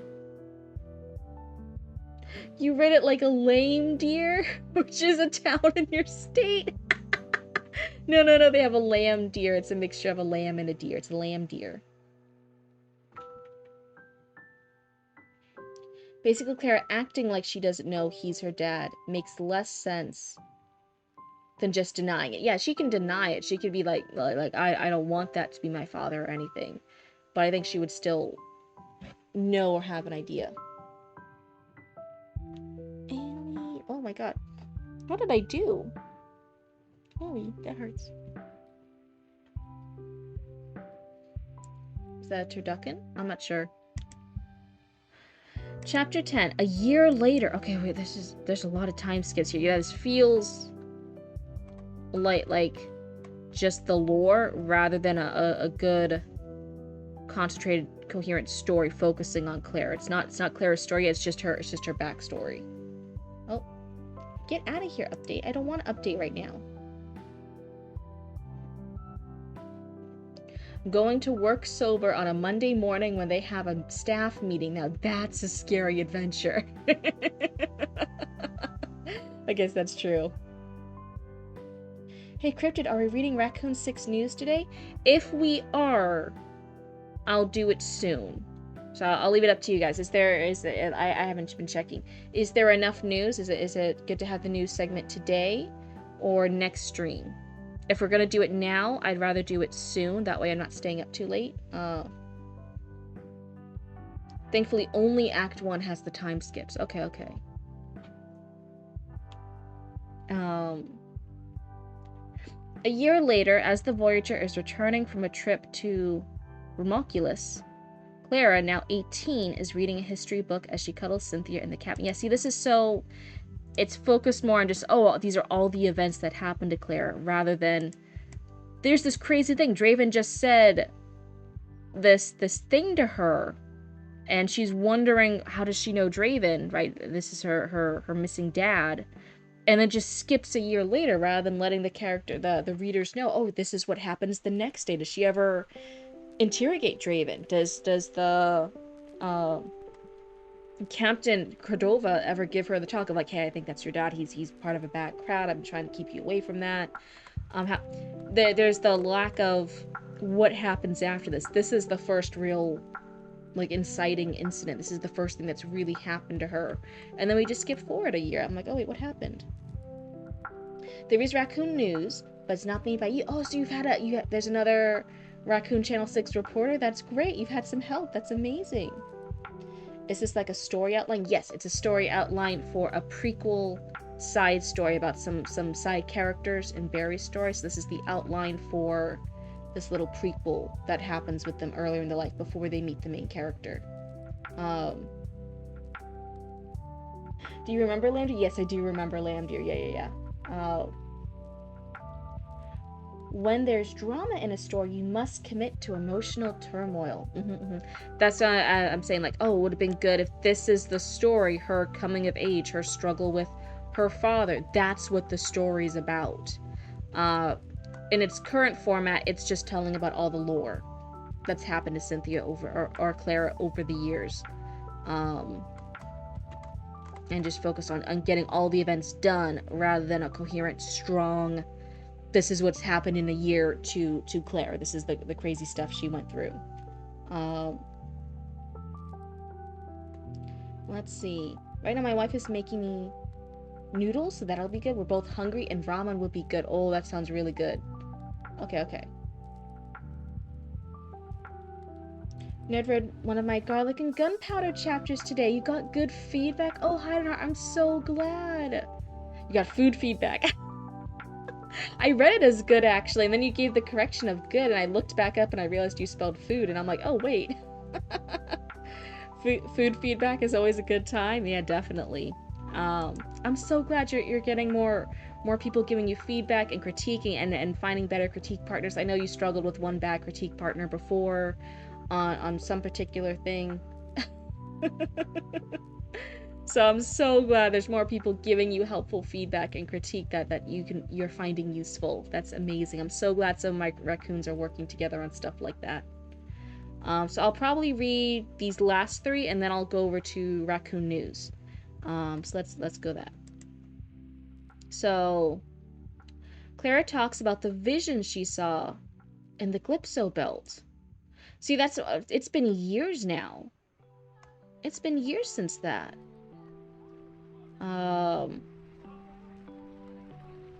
She saw that at 17. She's 18 now. It's been a whole year. That raccoon on the fridge needs a lamb friend? This is baby raccoon. I always babysit him while we're doing the stream.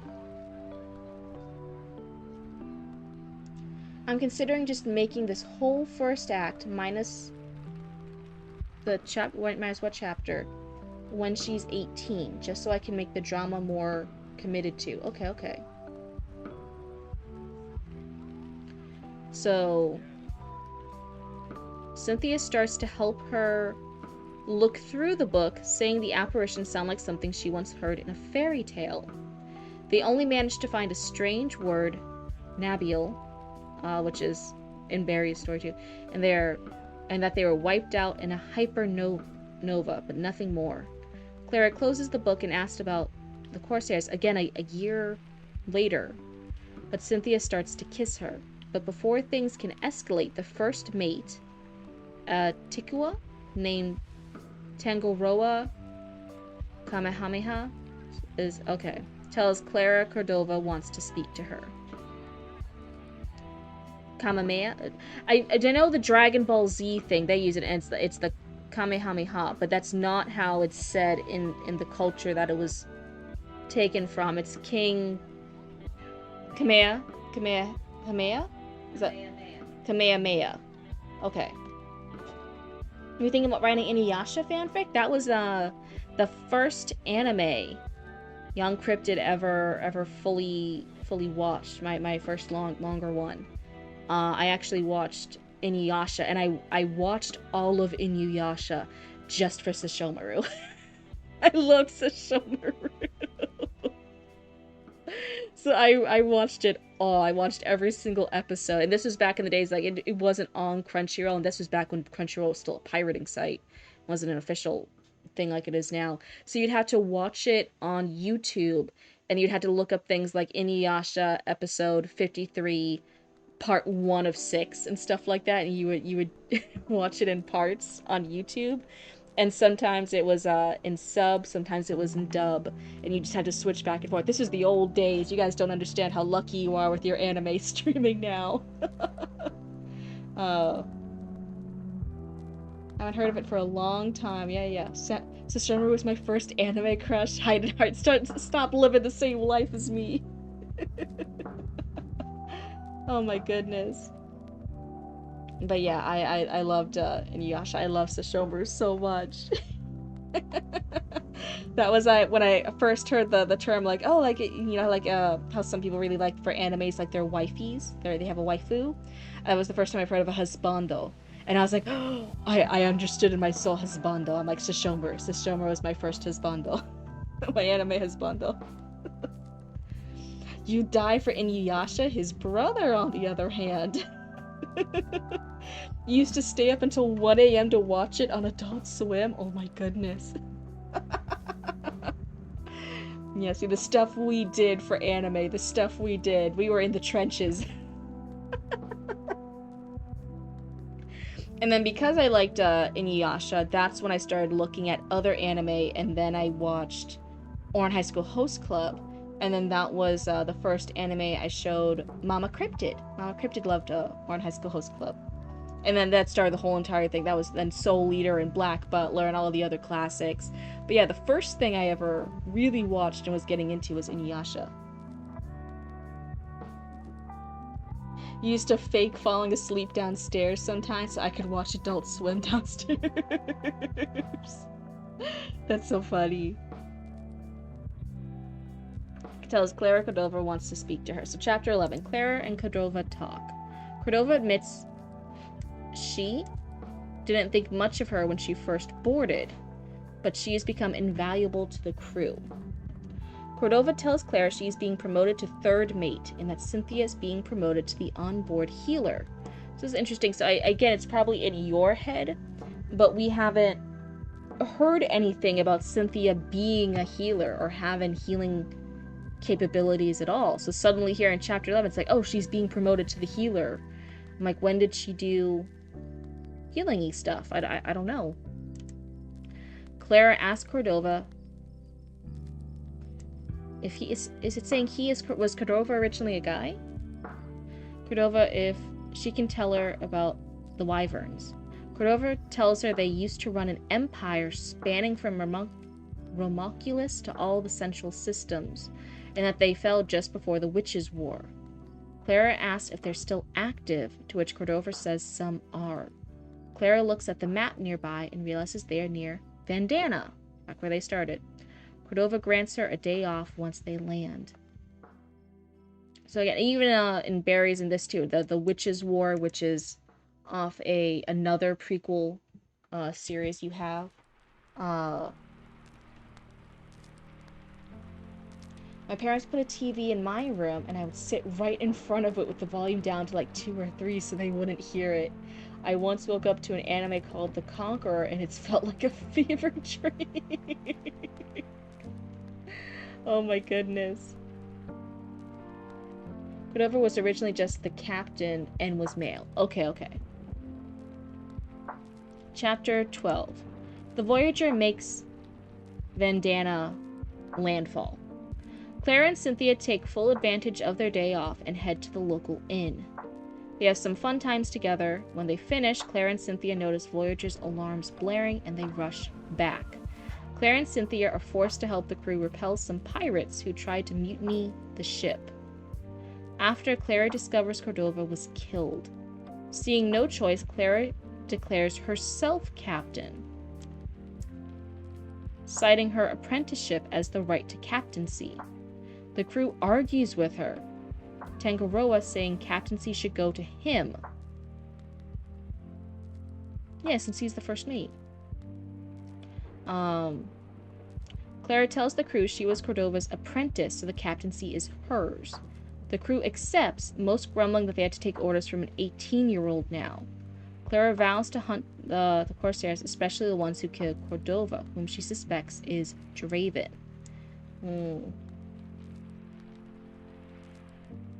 sci-fi empires are your favorite gender. Okay, okay. Oh, you meant Reign the Conqueror?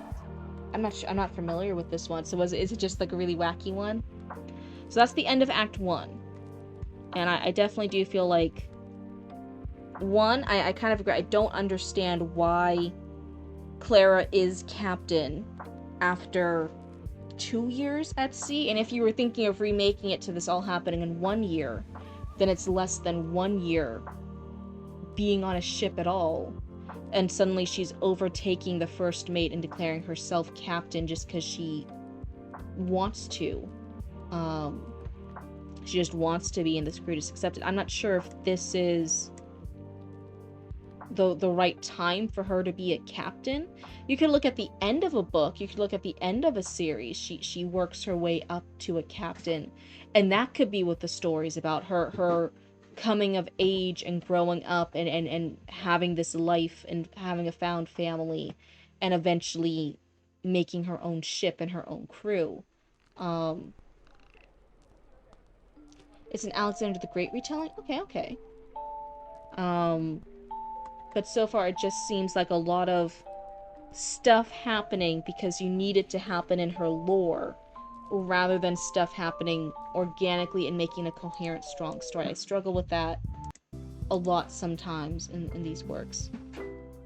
My idea was more the young captain thing, yeah, but I haven't seen anything that makes it believable that she's this prodigy young captain.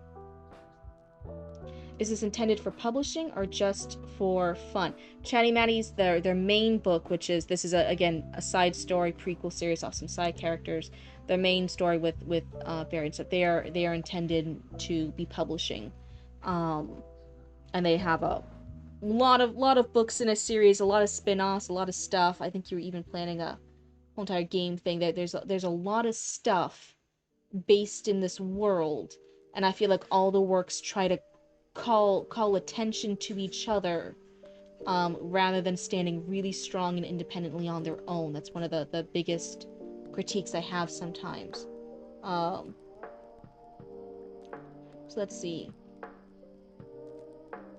It was one of my favorite shows. First 6 episodes had the cast from Vampire Hunter D Bloodlust. Then the rest of it just didn't? Oh, that's so funny. That's what I'm thinking of, rewriting Act 1 for that. You need to find a way to watch it? Oh, okay. I kind of miss the YouTube pirating anime shows in bits and pieces. That was the good old days. We didn't have to pay for all this streaming nonsense. We were just watching in parts and pieces on YouTube. I remember those days. Whole playlist is on there. Oh, nice. That's still available on YouTube. That's great. I know they've taken down so many things because they realized that now people will pay money for streaming, so they took it down. So that's great that you can still find it on YouTube. So let's see, you were thinking of rewriting Act 1 for that to give more things. I don't think she needs to be captain now. You were originally thinking of rewriting this so it just happens in a year. The Witches' War stuff is really hard lore for me to ignore since it's integral to a lot of the present day stuff. Sometimes it just feels forced mentioning it. Like, again, like I'm not in everyday conversations with people and like going on about stuff and going back and forth and mentioning things and being like, oh yeah, well, you know, this happened because, you know, because of the US separating and declaring itself independent from the British Empire. So that's why I'm like, it's normal that this is happening after the Witches' War. But people always explaining and referencing the Witches' War, I'm always like, this feels like a forced call out. It doesn't feel natural. This is a shanty of songbirds for this particular story. Yes. Sorry, here it is. Shanty of songbirds. But it's in the universe that a lot of other stuff happens too. That's why I always feel like some of those references, some of those call outs, some of those connection pieces are not happening organically. I'd want them to happen more naturally if they're justified for happening. But otherwise, I definitely feel like her becoming a captain, if we're following Clara's story, I think it could happen later in her story as she grows up, as she continues with all the stuff, as she's now on this quest to avenge her adoptive mother. Maybe over time, maybe in a later book, she becomes captain. Uh,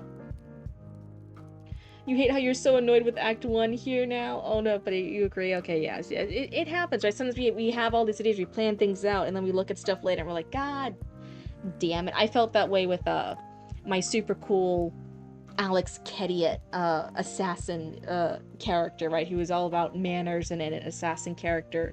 And I had all this book series planned out, and by the end of it, he was just a side character. But then everything was about him, and I realized he was taking over too much. He was too cool. He took a name of the universe, please. You'd have to ask Chatty Matty. Chatty Matty, they're asking what's the name of the whole universe. What's the universe series called? Yeah, only 11 chapters? Oh no, it goes on for a lot more. That was just Act 1. Act 1 was the first 12 chapters. I was just reading that. And then I had to cut out that character, even though I loved him so much. But it was fine. Like I was gonna use him for some other thing somewhere. But it was a lot of work realizing that I'd planned out so many books, and he was this really important side character that was joining the main characters on this quest. That was gonna take several books, and I had to look back and get rid of him. Is the Ancestors Cycle. Okay. I was upset that Angel Egg isn't free to watch anymore. That was literally just one of those art house pieces maybe 10 people even knew about. And now G-Kids is being all stingy about it. Oh, I can't even say that I know of that one. That's an interesting one. I'll have to look it up later, Zakara. But yeah, I really think for the main critique parts, I really think you have a lot of focus on the lore, on the background, just listing events that happen chronologically, or rather than viewing this as Clara's story. What's the beginning of Clara's story? What characters does she meet? When's the inciting incident here? Because it happens way too late. What's reasonable for Clara to interact with? Not that stuff that's happening lore, not listing all of her main life events as if it was a history book you're reading. Something. What is a strong, coherent storyline for Clara? How is this her own story? I can't break down. Okay, don't call me out like that, King Cow. It's not a sober watch. Oh, short movie with very little dialogue between two characters. Okay. But yeah, I want this to feel stronger, like it's actually a her own story that someone could read independently, rather than just the outline of things that happened to her. I also would suggest, maybe, if you're already reworking some stuff, if Cordova even started as a male captain, has now been reworked to Cynthia's mother, I would suggest reworking things a bit. It feels a little off, and this is just a personal thing, but I know it's a growing trend, for them to basically be adopted sisters, to have been raised as sisters, to be best friends, then sisters, and now they're romantic partners. They could just be childhood friends that eventually become a couple. That's pretty fine. That's a normal thing. But it does feel, some readers are a little thrown off now. It's not, so it's not, again, you don't have to do things just to please the readers, but I'm just giving you the heads up. There is a lot more backlash now about, oh yeah, well, it's okay, they're not technically blood relatives, so it's fine, but it's still that kind of step-sis, step-brother type dynamic. A lot of people are getting a little tired of it. It's been happening a lot. And people are getting fed up with it. So I'm like, if Cordova's already been reworked from a male captain to Cynthia's mom, I would even suggest, like, maybe it could be worked more. Maybe Clara and Cynthia don't have to be basically adopted siblings together and be a couple. Maybe they could have just been childhood friends that are now voyaging around and become a couple.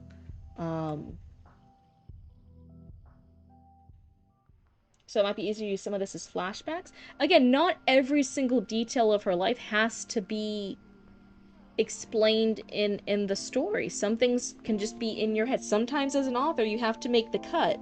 Not everything has to be written on the page. Let's see.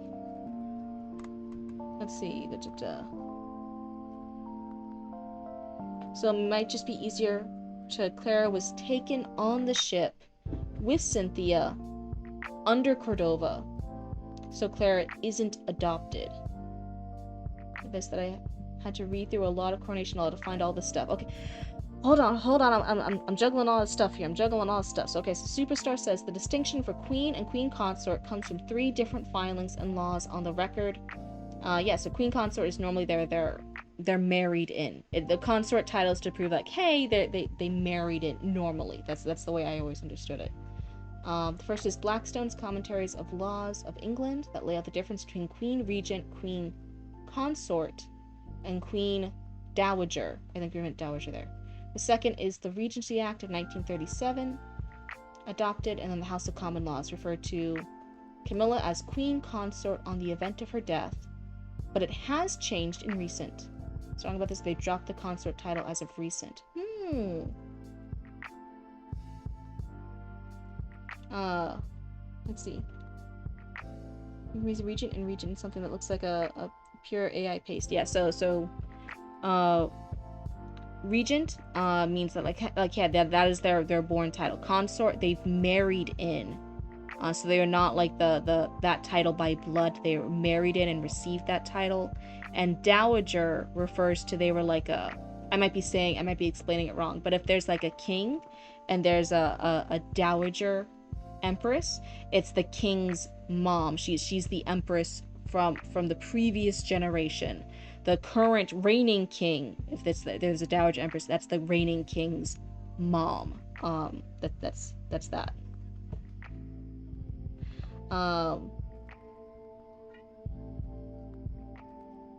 I'm feeling as she's already going to end up on the ship at Hi Baba.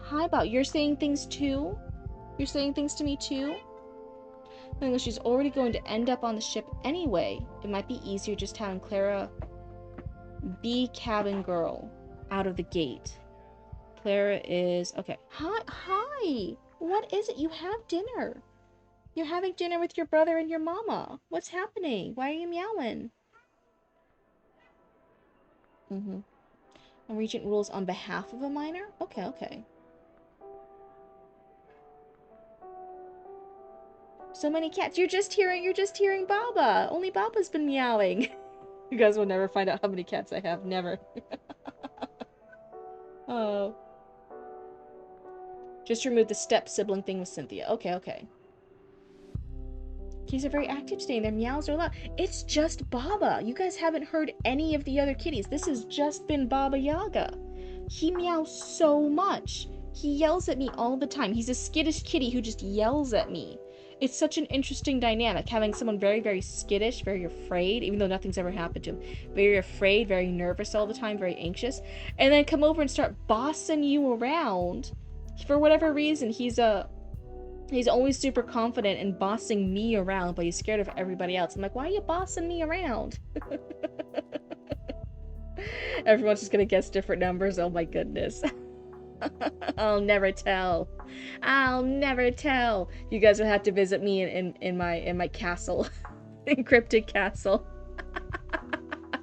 And then you guys have to go on a scavenger hunt and find all the cats and like have a group chat together. Like, okay, I found this black cat. Is it the same as this other black cat? Are they the same? Are they different? This is making me like Barry's stories so much more currently. Okay. But yeah, I would really... What was I focusing on? If the main story is Clara having this relationship with Cynthia, coming of age, eventually, maybe after a couple of books, becoming her own ship captain, and hunting down Draven. If that's the main story, then you can even see how a lot of these earlier chapters don't serve that. She's younger. It's talking about her home life. It's talking about how she met and became part of Cynthia's family. It's doing all this as just all the background stuff. If the main story is her being on this ship as an apprentice, forming this relationship with the captain's daughter, and doing getting vengeance for her because she was like a mother figure to her, um and hunting down Draven, who might end up being her biological father. That's the story. That is Clara's story. That's what you should be focusing on. Everything should be focused around that timeline, around this series of events. Focus on that.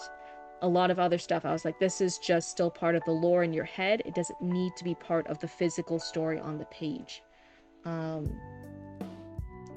First paragraph.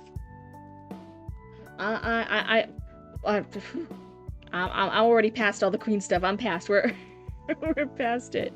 But thank you so much, Chatty Matty. I hope this helps. I'm sorry it's a lot of work. And I know sometimes making big changes isn't always the fun stuff. But hey, when you ask a cryptid who's more of a developmental editor stuff like this, you're always going to get the big picture changes. Those are always the hard changes.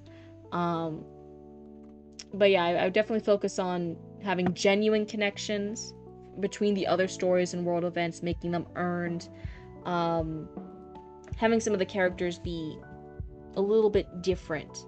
How is Clara and Cynthia different? How are they different characters? What are their personalities? How can their names be different? Because we have Clara, Cynthia, and Cordova. And such one has the fame powers, rights, duties, and as if she had been a king. This was observed in the Entran. I don't know what that means. You've been working on various stories a lot lately? That's not lately? Blah, blah, blah, blah, blah. That's awesome. And it's one of those things I've been trying to mention a little bit, but hey, don't. There are drawbacks to working on 20 different things in a universe at once. Because again, when you edit and fix one thing, it impacts other things, rather than just making the first book of the first series and finishing it, and then that thing's done, and then you branch off with other stuff. Don't get so caught up in making 5 books in a series, 7 different series, a prequel series, a side series, this other prequel series.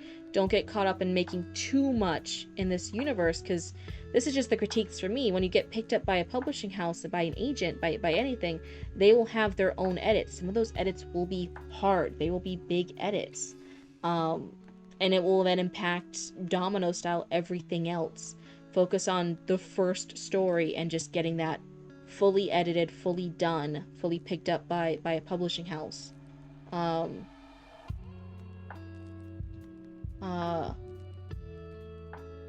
The Yale Law website, very cool. Yes, connection is important. Human contact is a very important tactile part of being human. So in the morning, put yourself in super glue and tackle the first person you see outside. I don't know about that.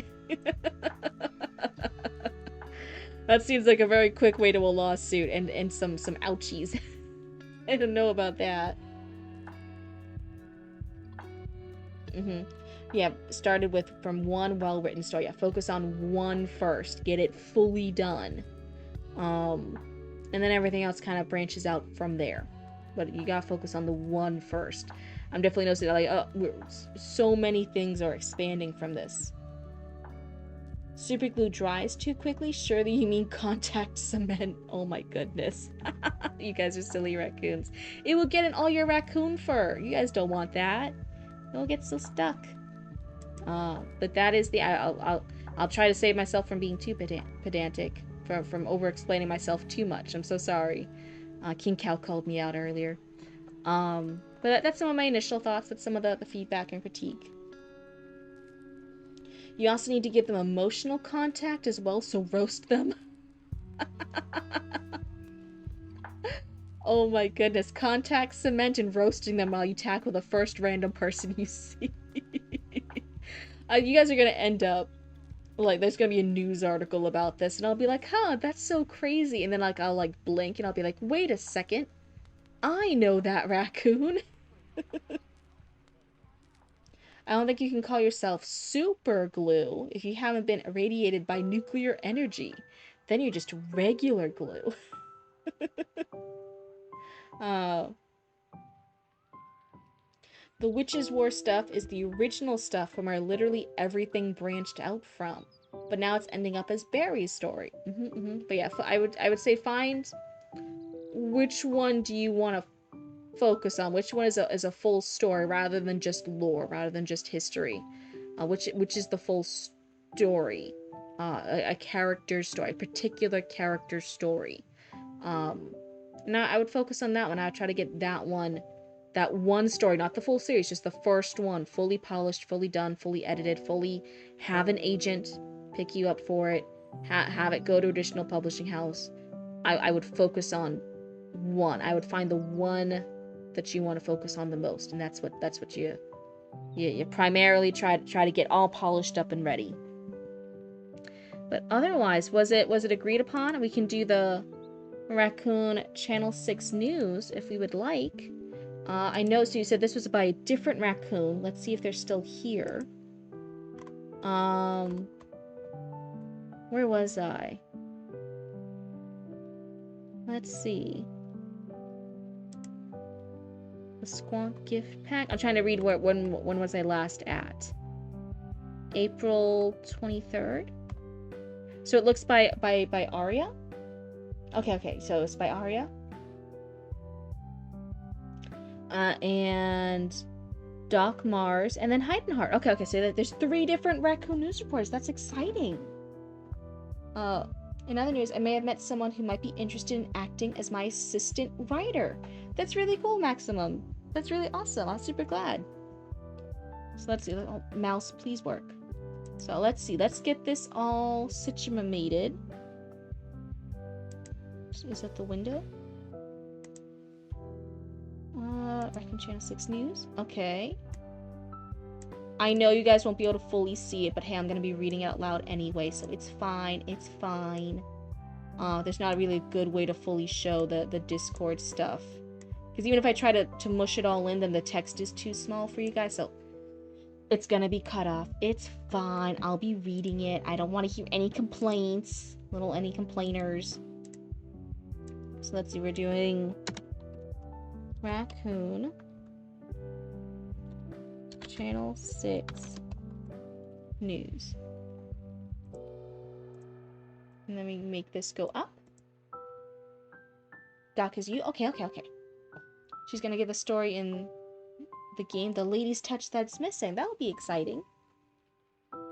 I know you're saying that your wife helped you with some other stories and stuff, right? But she hasn't been able to lately, so it's good that you found another writing partner. That's great.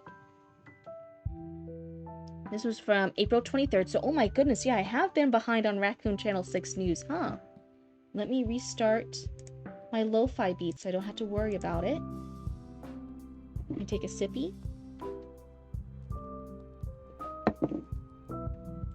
Okay, so we're starting with dialogue. So this is by Aria. Aria, what kind of voice should I be using?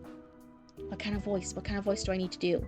I can't guarantee I'll do a good job at that voice. But what kind of voice do you want for your raccoon? Sometimes I try to sound official. Sometimes I try to sound businessy. And I guess I just sound more like a sexy librarian, I guess. I don't know. Some people sound younger. There's sometimes younger raccoons. There's the kits. Like a dictator? Oh my goodness.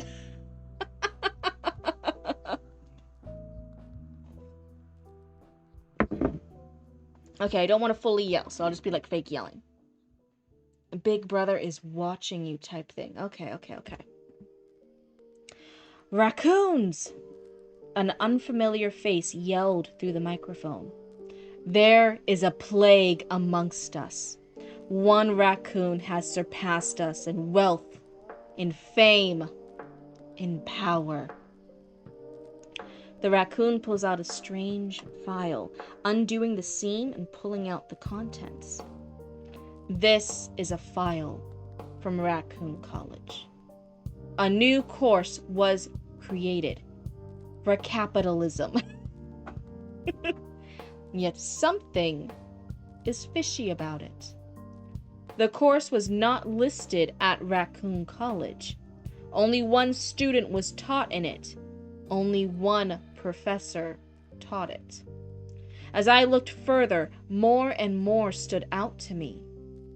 Then I came to learn. This one raccoon. That was no ordinary course. It was a scheme, a fraud. This raccoon, they created it to suck up money from Raccoon College. They control the media. They control the economy. This raccoon. They suddenly press a button on a remote, revealing an image on the screen. An image of Archie. Archie has betrayed the raccoons. They claim to have brought order from chaos, but they only gave control to themselves. It is long overdue that we rid ourselves of this cancer, that we find a replacement. It is my destiny. I will be the one to take Archie's place. My name is Arya the Scavenger. Scavenger for short. The reason I call myself that is not just because of the trash I scavenge. It's much more. It's because I will scavenge the remains of us, the true raccoons. The ones who oppose Archie the betrayer, yet are too afraid to speak out. The ones under their control, yearning for freedom. I will scavenge. I will unite. I will restore the raccoon civilization to its former glory by ridding ourselves of the one controlling it and feeding it off its prosperity. Scavenger gets close to the camera. Archie is our betrayer. I, Arya the Scavenger, declare war. Oh my goodness, are we in our first Raccoon Civil War? What did I miss in Raccoon Channel 6 News? Got the New York guy voice. Like, oh, I didn't read it in time, I just started reading it. Oh. I love that I'm watching one of my top 3 favorite writing streamers and the other 2 are in the chat. Oh, that's so great to hear. Yeah, it's a really fun community. It's really fun. Oh no. Guys, whose side are you on in a Raccoon Civil War? Do you guys think Archie's been bringing raccoon society to new heights? Do you think everything's been by raccoons for raccoons underneath Archie's reign? Or are you with the scavengers saying that Archie's fallen too deep down the raccoon capitalism rabbit hole and everything's just for Archie, by raccoons for Archie? 2 A's are fighting for A+. Oh my goodness. So this is by Doc Mars, which I think was Superstar, right? Superstar, this is also starting with dialogue. How would you like your character to be read? How would you like your raccoon Sona to be read? So Archie, what did you think of my declaration of war? I like how you're like, I'm declaring war against Archie. Archie, what did you think? Was it good, Archie? I think it's fantastic. I'm always blown away by the cool stuff happening in this world. I think when you get a lot of creative people, a lot of creative writers to be part of a world, and in Cryptid's world, in this Cryptid Roots universe, you guys always blow me away with the cool stuff that's happening. You're just gonna leave it up to me? Okay. Yes, totally for bi raccoons. Oh my goodness. Now for tonight, we have Sport Watch live from the irradiated crater that used to be parts of Delaware, the International Trash Digging World Cup, with sports correspondent Cornelius Stripetail. It takes a few seconds for the feed to come up, and the audience is blasted with a close-up of Cornelius's eyeball. Cornelius's chipped voice came through. Hello? Archie, are you inside there? Is this where you're living now? The raccoon knocks a little bit on the camera. Archie exhausted. He had this conversation with him several times. Hello? Cornelius, we can see and hear you. I am not inside the camera. I am back at the studio, and we are talking on the phone. Cornelius backs away, his eyes shifting. He's looking around. No, a phone. Cornelius freaked out as his head skittered around, trying to find the source of the noise. Cornelius, it's why we had you put that thing in your ear so you could hear me. Right. Yes, of course. So, Cornelius, I have to know, how did the competition go? Yes, Archie, the competition was very exciting. He's a little bit out of breath. It has been a pitched battle between two of the greatest trash-digging competitors on what is left of the planet Earth. The Montana Bulldozers versus the Florida We'll Think of a Name Laters.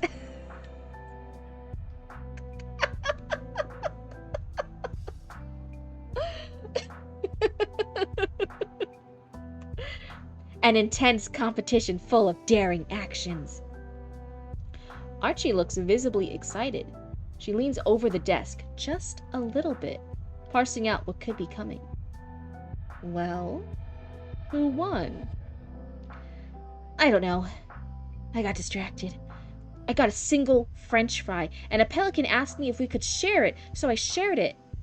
That interaction took about 4 hours.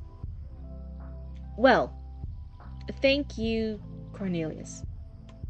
Cornelius looked around again and grabbed the camera. I'll save you, Archie. Cornelius, I'm not there. You're there. Right. Cornelius held it over his head. No, Cornelius, don't smash it. The satellite link goes out. Well, it appears Cornelius has smashed the camera, trying to free me from it. Well, that's it for Sports Watch Live.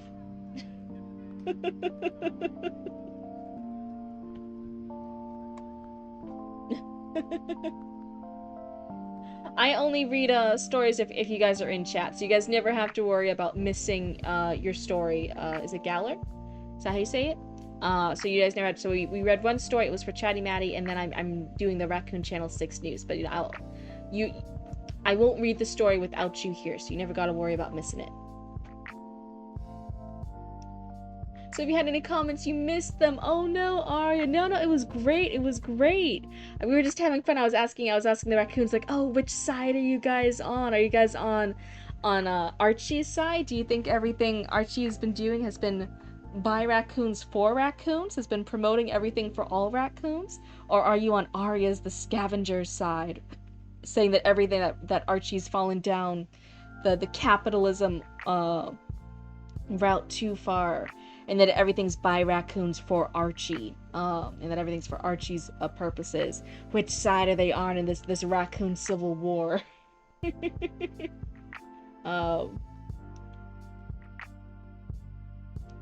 Love it. Thank you. Yeah, it's so exciting. The Montana Killdozers. I was like doing so good, and then I had the Floridas We'll Think of a Name Laters. I thought that was so funny. I'm like, that's the vibe. That's the vibe for raccoons for sure. Managed to be present when it's time for mine. It's so funny because again, I actually even said tonight, like, oh yeah, if you guys show up, if you guys show up in time, like you guys could go first because you guys are at the front of the queue. So if you can schedule it well when I have a longer stream.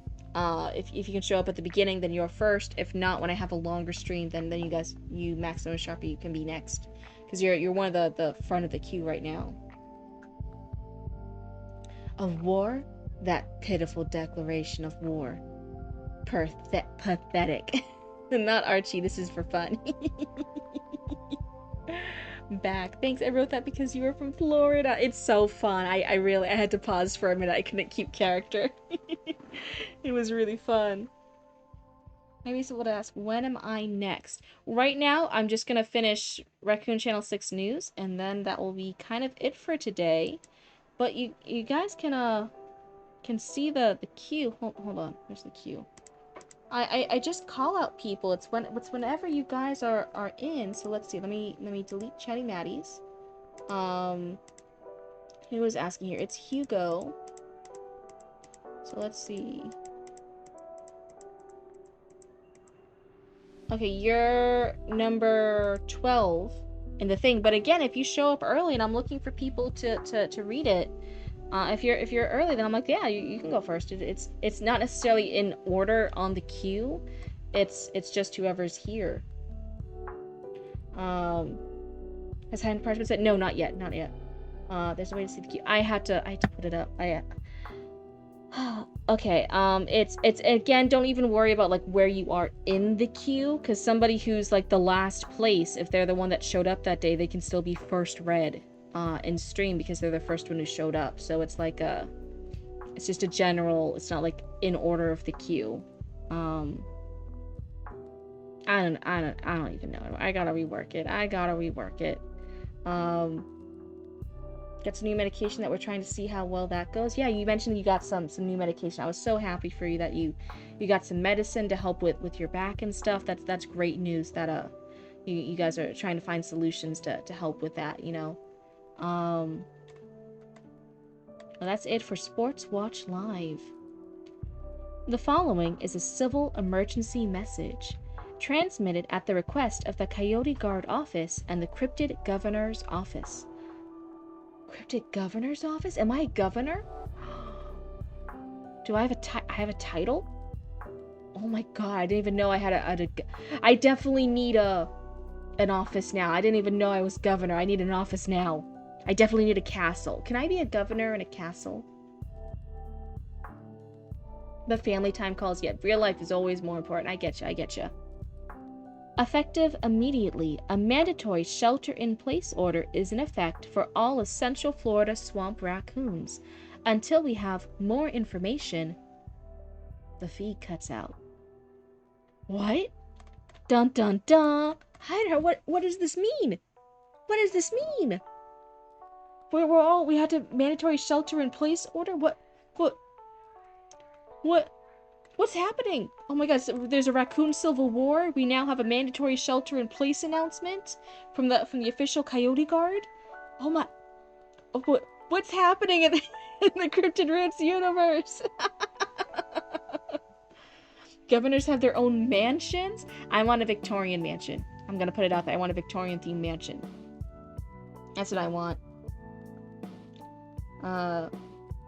But yeah, so we can work on it. I sometimes ask for stuff in the Discord beforehand, like, oh yeah, who's gonna be on tonight, and I'll plan stuff out like that sometimes. Oh wait, no, that's not right.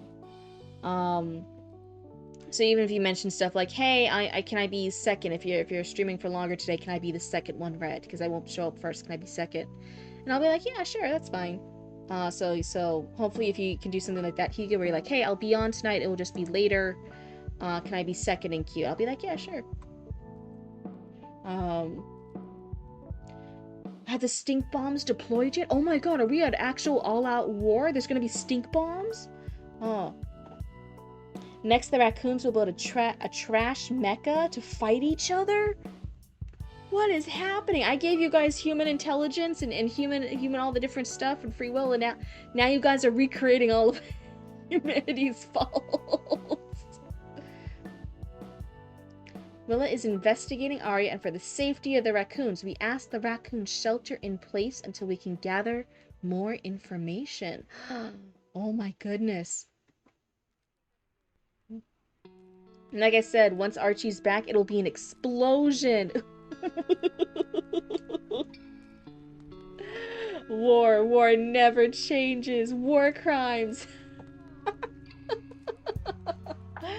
But mechas fight in giant robot dance battles? Oh, that'll be exciting.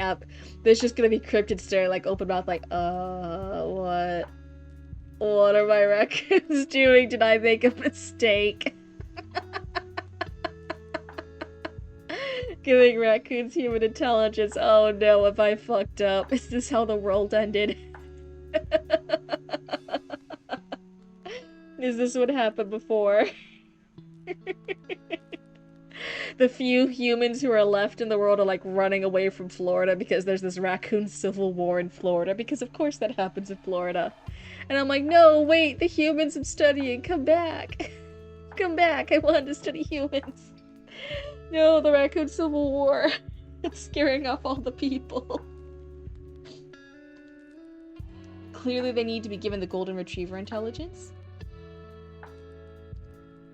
Didn't end because of humans, it was because of raccoons.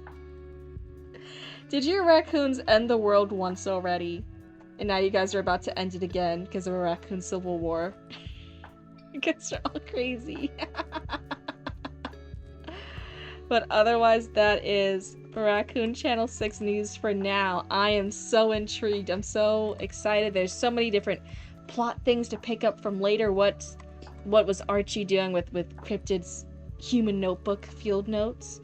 What is this now? Now we have a rival. We have the Scavenger declaring war against Archie. We have a raccoon civil uprising. We still don't have Cryptid having a fridge for the raccoons. Only baby raccoon has had a fridge. So even that's still like, what's happening? The Coyote Guard now has to investigate the Scavenger and see what's going on over there. We don't even know. What if the Coyote Guard sides with the Scavengers? What if the Coyote Guard sides with Archie? How does that play into things? You got big plans for the Civil War and Scavengers character? Oh my goodness. Oh my. Some of your favorite Tumblr stories are the ones where aliens realize how messed up humans are. Oh, yeah, like Earth is just Space Australia, that series. Like, aliens, stop, human, you're consuming a poisonous plant? Yeah, but the mint makes my tea taste cool, though. Right, yeah, it's the humans are Space Australians type series. It's really, really funny. I know what you're talking about. Cryptid, what side are you on? I'm not on any raccoon side. I'm on Cryptid side. I want all my raccoons to get along. The air we breathe slowly kills us via oxidation. Yeah. The HFY series? What does that stand for? Do I just trying to recognize that acronym? But yeah, Cryptid just wants all my raccoons to get along. I just thought we'd all have fun together, going around exploring the place, learning human things, being cool raccoon, trash pandas, and suddenly my raccoons have a civil war, and I'm like, what?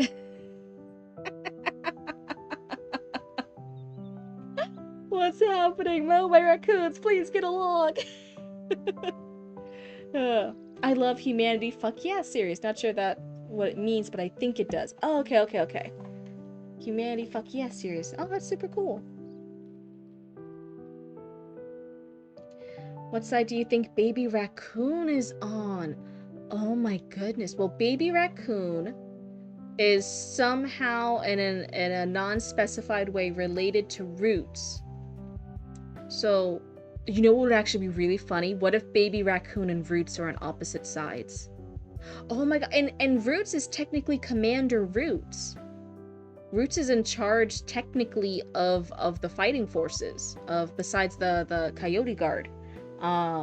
Which is independent and for Cryptid. What side would Commander Roots be on? What side is the official raccoon military on? But I think it would be interesting to have Commander Roots and Baby Raccoon on opposite sides. really amp up the Civil War raccoon tensions. Archie reaction. Archie's on Cryptid's side. Wait a sec. I said Cryptid's not on anyone's side. Hold on. Don't be saying this. Don't be dragging Cryptid into this. Cryptid just wants you guys to get along. Cryptid's just off on the sideline eating popcorn, being like, okay, raccoons, have fun. This is all pretend, right? This is all just pretend Civil War, right? You guys are just reenactors. You raccoons are just having fun. And as like the raccoons are like seriously fighting, raccoons like, this is just for fun, right? Don't bring Cryptid into this. Humans are space orcs. That's one of the other terms. Yeah, it's Earth is a space Australia. Humans are space orcs. Yeah, that kind of thing. Yeah. Let's see. Because Archie's boss is cryptid. Archie is trying to get along with everyone, but she... no, the scavenger. The scavenger's declaring civil war. Oh no. Bombers are gonna be in the sky and Cryptid will be sitting in the back like, okay kids, be careful while you play. That's the exact vibe. I don't think you understand. Cryptid's over here like, wow, these guys are really committed to playing like realistically and stuff. They're so good. There's like blood all over the battlefield, and Cryptid's like, okay guys, play nice. Don't hurt each other. Be nice to your friends. Da da da da. just went right over Cryptid's head at how serious this is. That, oh my goodness, a whole civil war is happening in the Cryptid Roots universe. That's crazy. Archie prefers the perfume bombs, and maybe the cleaners will appear. That's crazy. Hello, and welcome on in, Raiders. Welcome on in. Let me, just in case they're stuck in ads, let me type it in too. Welcome, Raiders. Ah, Cryptid Raiders. Oh no. Cryptid Hunters. Archie, how are you supposed to fight in the Raccoon Civil War if you're still scared of Cryptid Hunters? Ads? What ads? Okay, good. So I don't know what all my settings are for ads. I try to keep them at minimum ads, but I know there's still a few ads. So I was like, oh, in case everyone ever comes in and there's ads, I want to type in a welcome message too, in case you guys can't hear me say it. You see no ads here? Well then, hey, that's a great experience. I'm glad it's not too overwhelmed with ads. I don't like being ad heavy. I think that's a really unpleasant viewing experience when it's too heavy on the ads. The coyotes are only on Cryptid side. Oh, thank goodness. Well, so for everyone just joining in, I was reading the Raccoon Channel 6 news, which is by you guys. It's by raccoons for raccoons, right? All my followers are amazing raccoons. And in the raccoon universe, there has now been declared a raccoon civil war between Archie and the Scavenger, Arya the Scavenger. Whether or not how to best do things for raccoons, whether or not everything was just for Archie underneath the capitalism route, or if everything should be actually for all raccoons, if it should be giving resources for everyone with the Scavenger, actually scavenging things for all raccoons. And me, Cryptid, I'm over here and I'm like, oh no, I don't think Cryptid realizes how serious this war declaration is. But also sports. Yeah, then there was a sports in between that, and then there's emergency announcement. So I think Cryptid and the Coyote Guard, because you're right, the Coyote Guard works for Cryptid. We're just still in the silence. I think Cryptid doesn't take it seriously. Like, oh yeah, have fun, raccoons, have fun playing. And I think the Coyote Guard like realizes it's serious, but it's just like, whatever. We just gotta watch Cryptid. We just gotta make sure Cryptid doesn't get hurt in the crossfire. Yeah. Sure, Cryptid. Tell the raccoons to play it safe. Anti-Cryptid, Chatty Matty just told me something happened at his home that he has to lurk for a bit. It doesn't sound like what happened was good. Oh no. I also told him about the Civil War, and he gave me pineapple pizza. The biggest pineapple pizza. Well, even though I hate pineapple pizza, I'm glad you're happy with the pineapple pizza, baby raccoon. Archie is giving resources, just hoarding the cookies. Isn't Archie also hoarding all the fridges? Because we had to wait forever, and it ended up just baby raccoon got a fridge. Cryptid's still waiting on a fridge. I'm just saying, I think Archie's hoarding more resources than they're admitting to. Let's see. If you don't apply for the Twitch thing when you can get paid, you don't get ads on your streams. That's it. I can bring. Yeah. So I was actually super lucky with the community here, with all you guys hanging out with me for so long. I started streaming seriously in November for the 50k words rough draft challenge in November, right? And I actually was able to reach all the affiliate requirements in about a month. In about a month, I reached all of the stuff, and then I applied for it, and I got approved, and I was earning stuff from the ads the month after that or so. It took a little while because I had to set up things for the banking and whatnot for it to go through.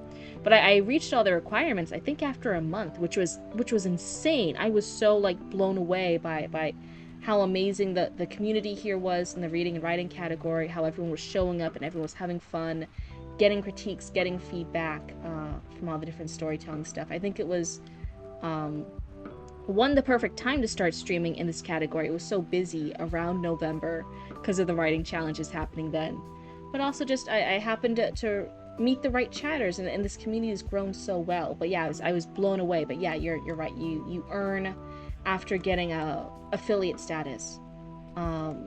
It's just a little thing you had to then apply for. You can meet the requirements, but then yeah, you had to then follow through with it. The fridge is free. You just need to say the password. No, but you said it had to be one. It had to be one in the trash wheel of fate, and I never got fated to get it. And what's the password? You're getting there pretty quickly. That's amazing. You joined May the Words, and it went boom. That's exciting. Yeah, I don't know all the rest of the year challenges. So you're saying May the Words? Oh, that's exciting. What's the password? Archie, what's the password? Something that raccoons would never say?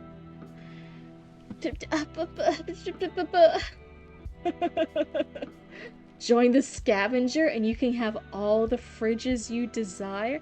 I just need one fridge, and it was a community fridge. It's for the raccoons. All the raccoons wanted to have fresh trash that stays cool in the fridge, and so I said I was gonna try and get a fridge for the raccoons. Now we gotta get a castle. I went from having to need a fridge for raccoons, now I need a castle to host writing critiques in a castle. You'll DM it to me. Yeah, in the lore, this is like Archie sliding like a confidential paper into Cryptid's mailbox, being like, shh, I'll send you the deets. I'll hand over it later. Okay. Oh my goodness. But the scavenger will hand over all the fridges you desire. How did the scavenger get fridges? Where are you guys sourcing your fridges? How are the raccoons getting fridges? How is this happening? A bunch of writer streamers are trying to collectively write 1.2 million words for the month of May. All our viewers reading, editing, writing, audiobooks, and narrating. Sorry for the... No, that sounds amazing, Hide and Heart. That's so cool that you're joining that. So collectively trying to write 1.2 million words. So is it like a website that you guys are all like putting in your word count towards, so you can see when you reach collectively 1.2 million? Is there a particular reason for 1.2 million? Why not just 1 million? Does 1.2 represent something? What is it? Please, I'm full. I couldn't eat another bite. No.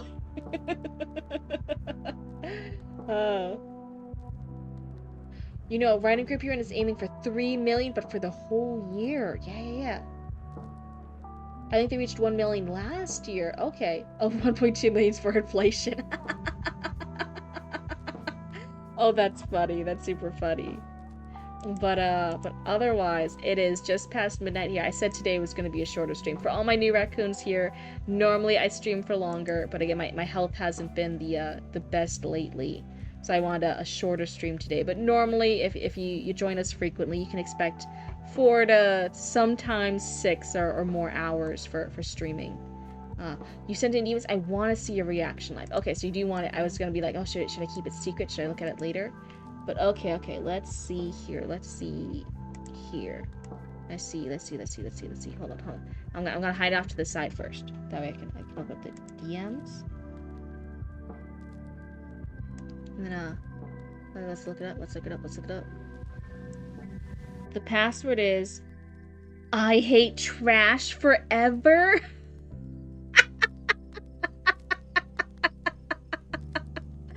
Yeah, no raccoon would ever say that, huh? Am I a traitor?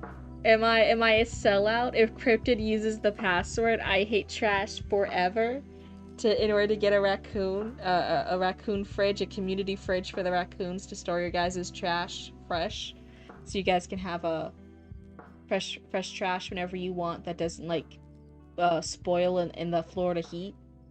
Is Cryptid allowed to say I hate trash forever if it's for the raccoons, if it's for a raccoon community fridge? How is this gonna go? No, it's for the greater good. So if it's for the greater good, will the raccoons accept it? Will the raccoons let me? Um, that's one of the things. Oh no, am I gonna be canceled by raccoons for saying I hate trash forever? Is just do I have to type it in somewhere? I hate trash fur, Eva. No, baby raccoon, not quite right. It's not I hate trash forever. You're close. You're close, baby raccoon. You're super close. OMG, she keeps saying the line.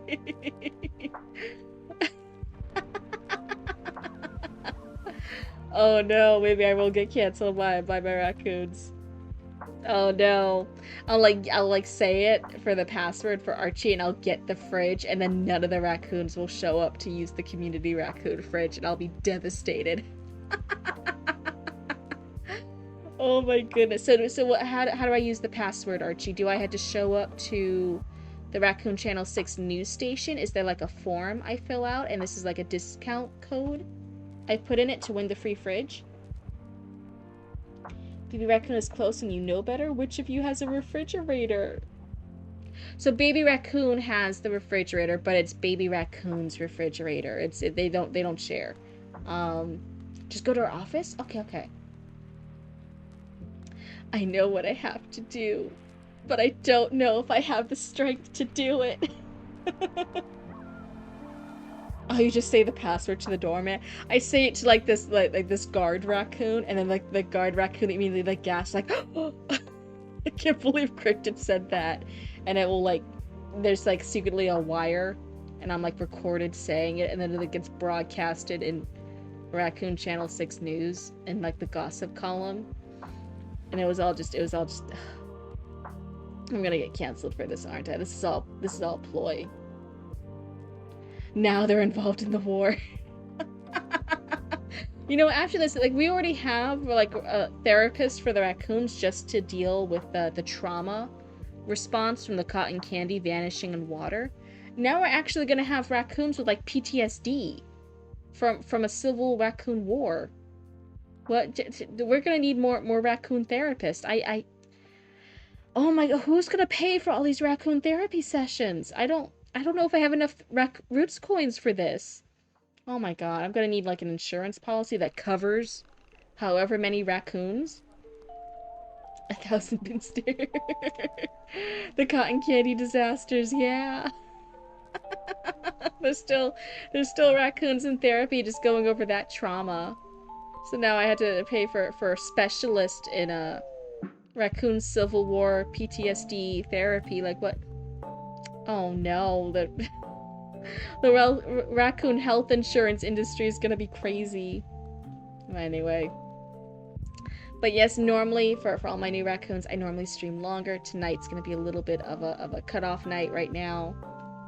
Perfume bombs, cleaners will be getting deployed, and all because Ari was jealous of Archie's degree.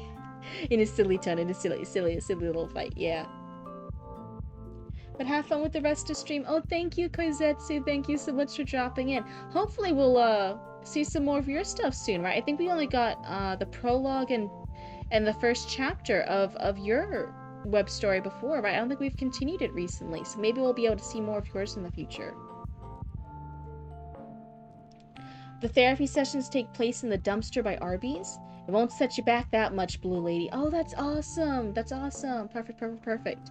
How long is the wait time? Because we got a couple hundred raccoons. How how are we gonna plan this? The story exists, all that remains is the time to read it. Yep. Did Cryptid really say that? Random passerby raccoon. Yeah, I'm gonna be in all the tabloids now. I'm gonna be in all the tabloids. It's gonna be like speed dating. Speed dating therapy style and the trash can behind the Arby's. I need to finish this work. All good. Bye, Koizetsu. Thank you so much for dropping by. But otherwise, just like Koizetsu. I actually need to call it a night soon. So let's take a look-see over here. Is there anyone that we want to raid? Is there anyone that let's look in the same category. Is there anyone fun that you guys would like to raid? Let's see. Oh wait, I can't see. Ah, wait! I'm messing with stuff. Notarina's light? Okay. And Critter Vision? Raccoon therapy is actually surprisingly efficient. Is it efficient for the raccoons or is it efficient for the therapist? Okay. So Hein said Nerdarine. So let's go ahead and look here. So let's see. Oh, you're live too? How are you live and hanging out in our chat? What's happening here? What are you streaming? What are you doing? Are you in the reading writing category too? You hanging out with us?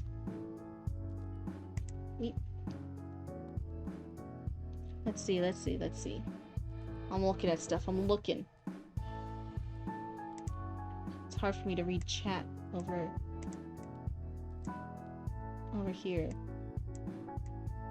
There we go. It's a little bit bigger. Let's see. Raid. Same category. And... where? Okay, yes.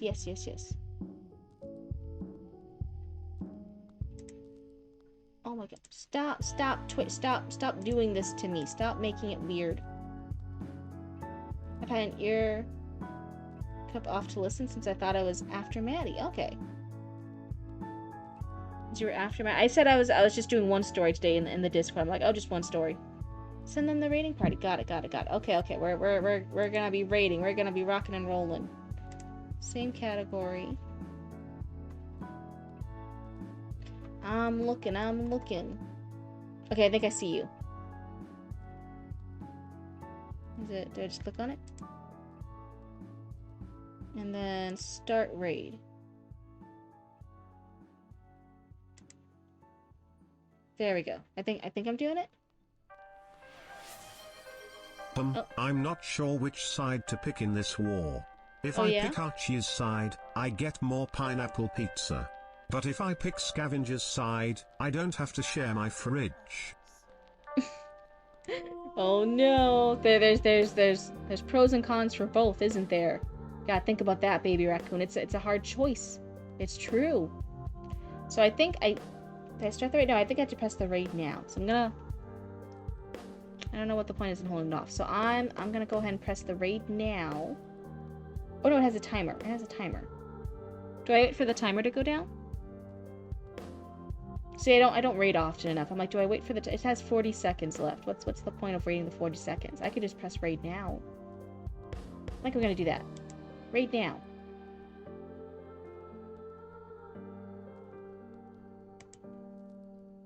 Okay. I think I stopped streaming.